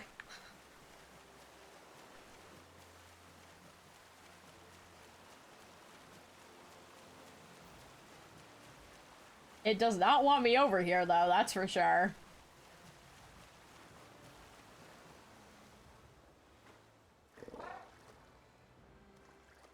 I can't tell if I am moving or not. I feel like the dot has, like, is on the map when it wasn't before. But this is definitely not moving. Maybe this is as far as you can get.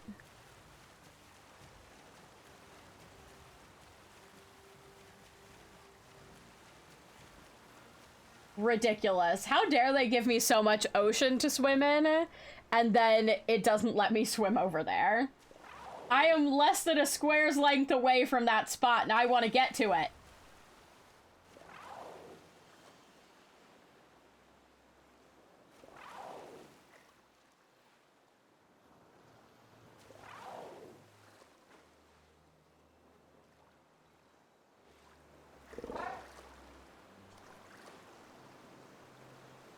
It sounds the same, though. The invisible wall can't contain us forever. It's true.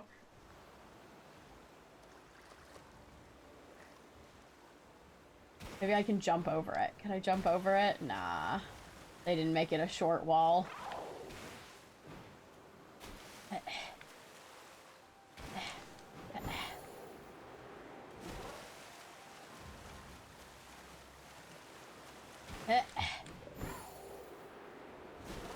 If I just keep trying, I'll find a hole. Let me into the ocean! Let me in!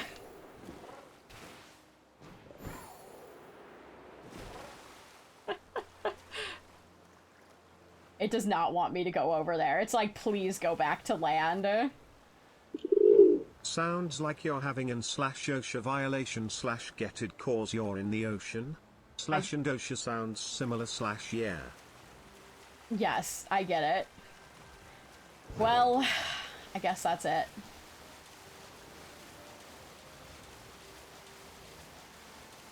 So, it was definitely Cap.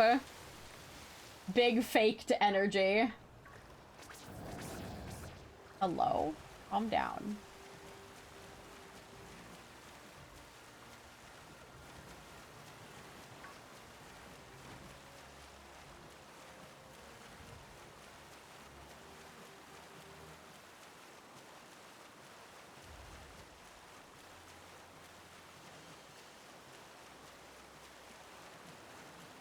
I know. I can't believe they'd give us so much map, and then be like, you can't get there, though. Like, why is there a border here? If there's an invisible wall that stops me from going all the way to the border. The border is a lie. I'm offended.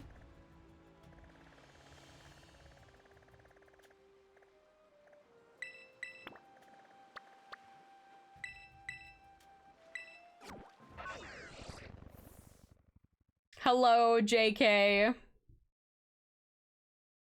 I hope you have a good day as well. The cake is a lie. I can't believe this. I can't believe I'm being lied to by the internet and by Pokemon. They're like, here's the border. And I'm like, okay, let me go over there. And they said no. They said absolutely not. You goof. You think you can go places? Absolutely not. So here's the question. Is it better to do an encounter power and shiny power sandwich, or should I just do a shiny power sandwich? I've never used the sandwich system for shiny hunting before, so I've like watched videos, but it's all like kind of new. All right, picnic. You were expecting a square, but it was a circle. Honestly.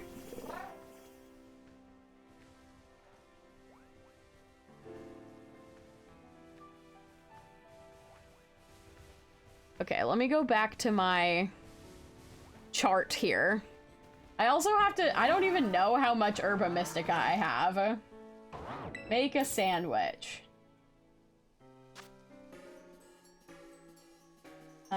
Creative mode. So I need a serving of cucumber, a serving of pickle. We're doing dragon, so I need 3 servings of avocado. And then any 2 Herba Mystica. Where do Herba Mystica show up?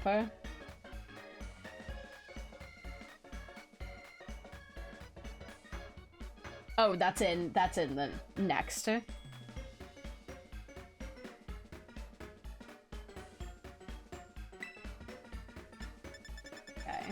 I haven't made, okay, so I have 5 spicy Herba Mystica, okay. Sweet and sour does not work with any type.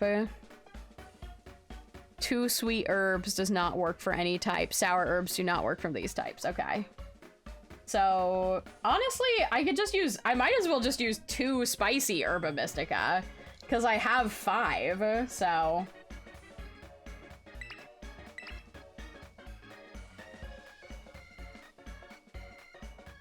Okay. Actually, you know what? Before I make this, I'm gonna do something. I'm gonna pack up really quick. I'm gonna turn off autosaves, and I'm gonna save before I make this sandwich in case I fuck it up.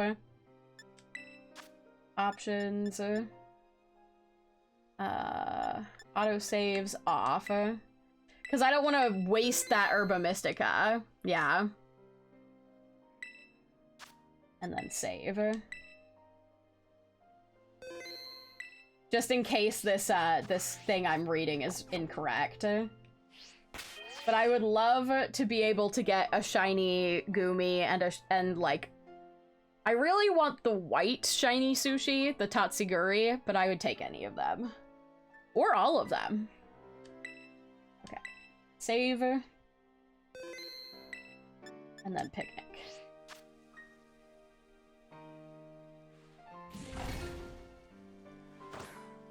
have a disgusting amount of spicy herba mystica, and I have no idea why I get so many from raids. The struggle. Not another Gumi art woman. I love him! Let me have my shiny Gumi, Douglas. I love my butter nugget. Okay. Again, 1 cucumber, 1 pickle, 3 avocados, and then... How could you do this to me? I hate him so. Look, you'll be fine, buddy. 2 spicy herba mystica.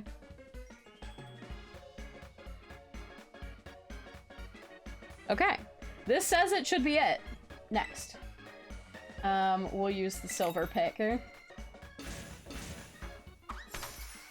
The big thing I did learn is that you don't have to put the top on the sandwich, because putting the top on the sandwich can actually cause you to lose ingredients. Why is the entire... Did an earthquake just happen in Pokemon? Why did it turn it... Why did it angle it upwards? Boop.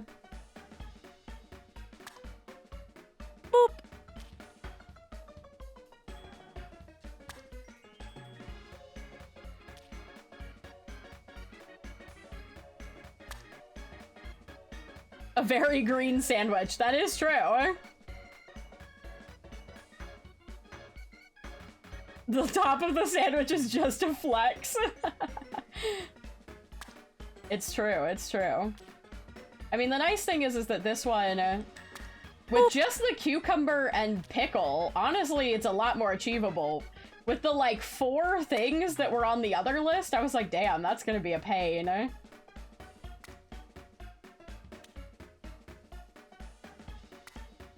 Okay. Cucumber. On. Pickle. 1. 2. 3. Okay, I think we're good. I'll do the top. I think we're good. It looks like it shoved some of the avocado through the bottom of the sandwich, but I think we're okay.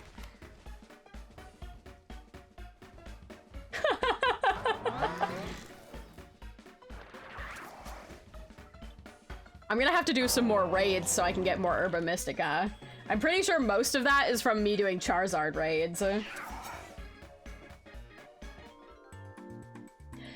Hi Sky, any shiny luck? We haven't even tried yet, so you're right on time. We're making our first shiny luck sandwich. Okay, let's see what we get. A Sky Tea, tasty original. All right, Sparkling Power Dragon, Tidal Power Dragon, and Counter Power Dragon. Perfect. Okay.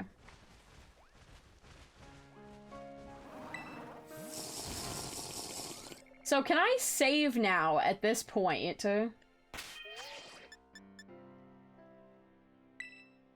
then if I don't find what I want, just like restart the 30 minutes?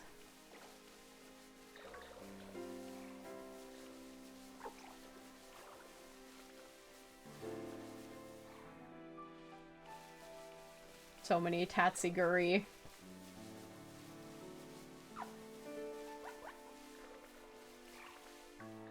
You also have to be really careful with these guys, because the yellow Tatsiguris, shiny is orange. Like the orange Tatsuguri. Which is so rude.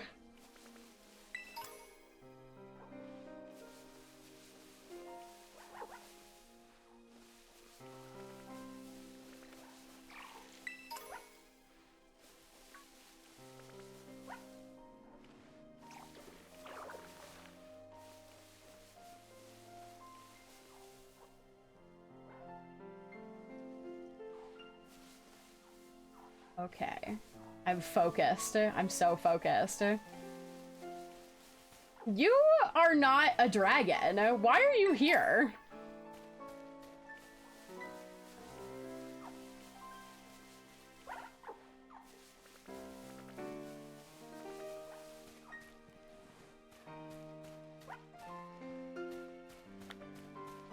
I found a mass outbreak.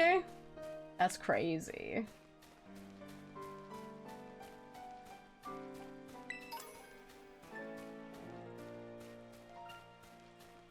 Okay. Let's start killing.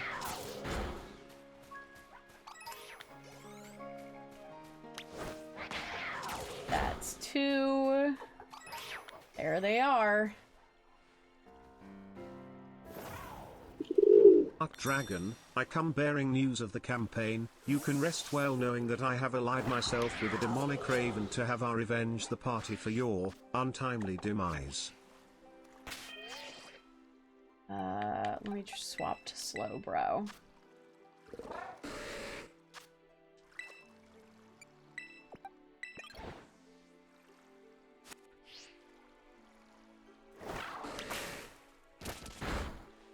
You can actually swim.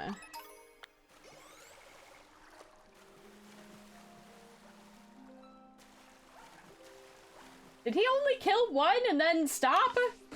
Go do your job!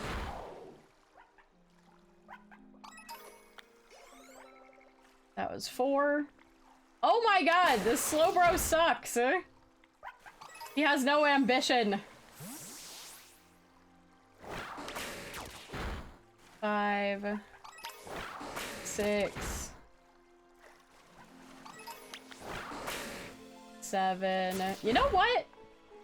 Only the orange ones pop up for the... Wait a minute. Oh god, I didn't mean to run into that one.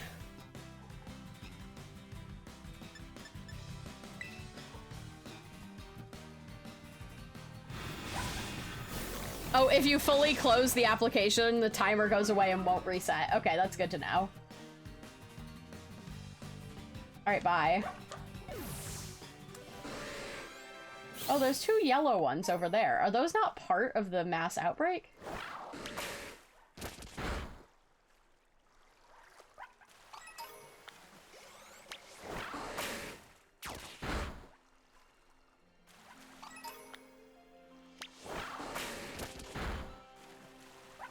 I have no idea what I'm at right now.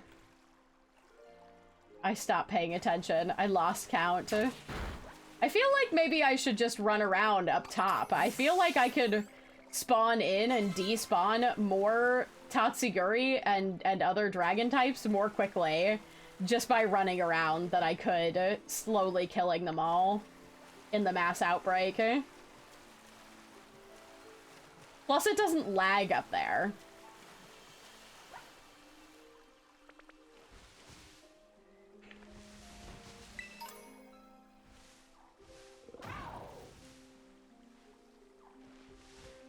There are lots of Dratini. It does give me the opportunity to find a pink noodle, but...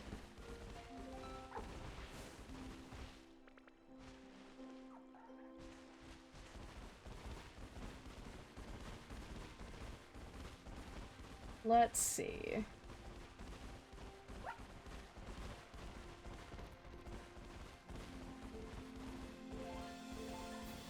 I hope you realize that Tatsuguri you ran into means Memento is gonna kill the shiny. I mean, that's if I do it that way.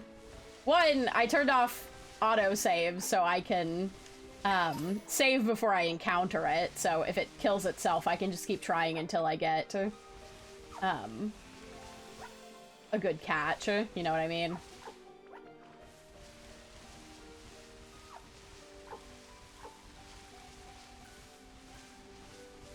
Slugoo!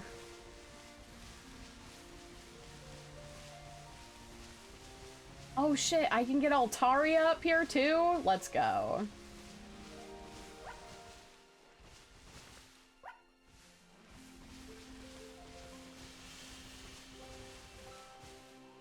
Oh no, the yellow Tatsuguri in with the frickin' Swablu is gonna throw me off.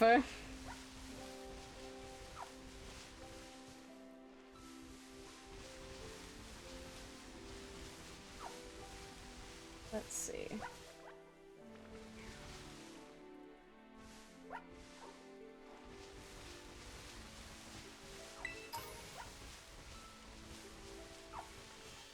All All of those are normal. I feel like this is the Mother, faster. I acquire assistance. Oh yeah? Drags in a body bag full of dead bodies. I was committing arson, as per Doug's request, and I saw a couple bystanders, so I have no choice but to kill them. Now help me hide the bodies. I will not. No, I will not. I will not do that. That is a crime. That is your mess to deal with, Douglas. I'm sorry to say. Well, really, I'm not sorry to say, but...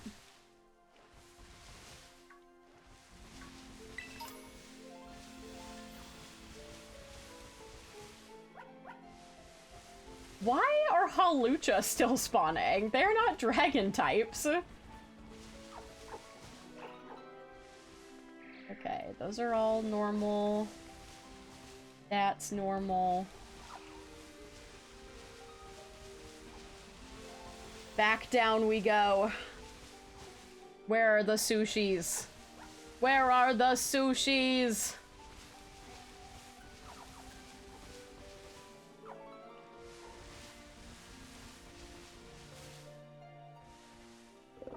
Ugh.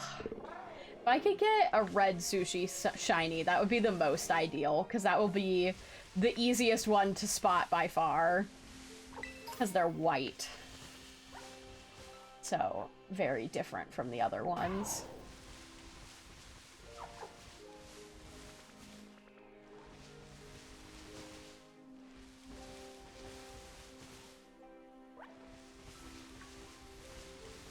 Okay, back up here.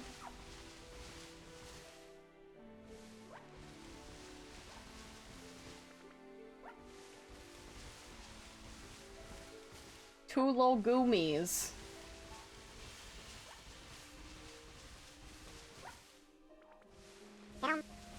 Meh.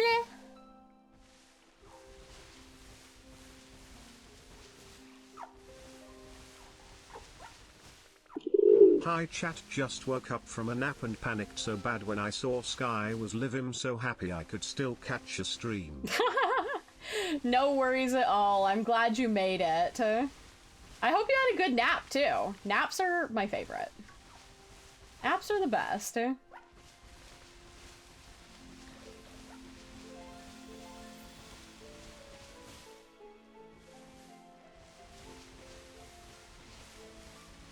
Let's see.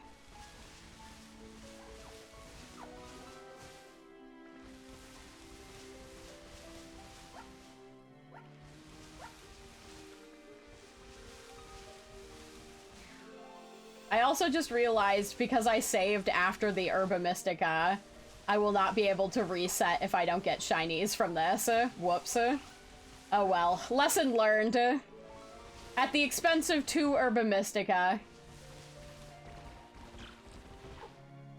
Now I know to save before I make a sandwich, but not after.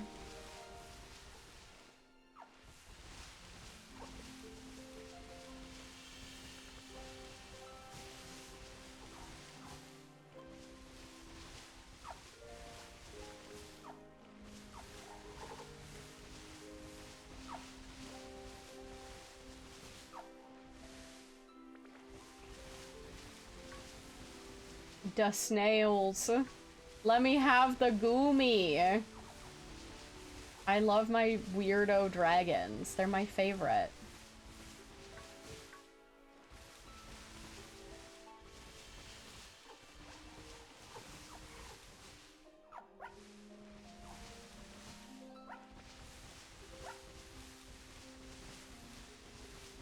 Okay. Goudreau was a big inspo for me. For your innkeeper character? Aw, that's so cute! I love Goudra. It's so adorable. Nothing up there.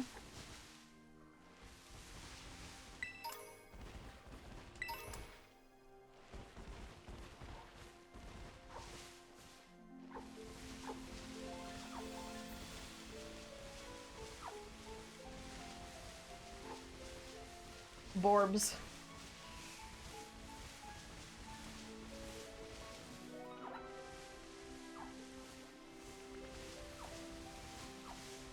Okay.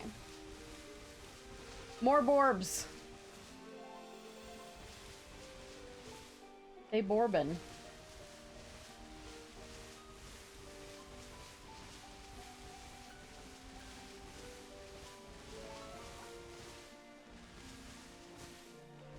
No shiny slugs. No shiny sushi yet.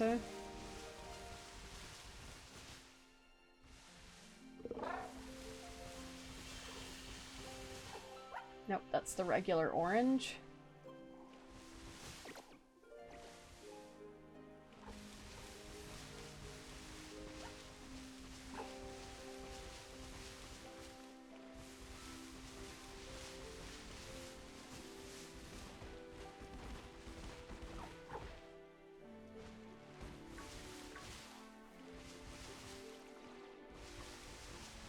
So many sushis.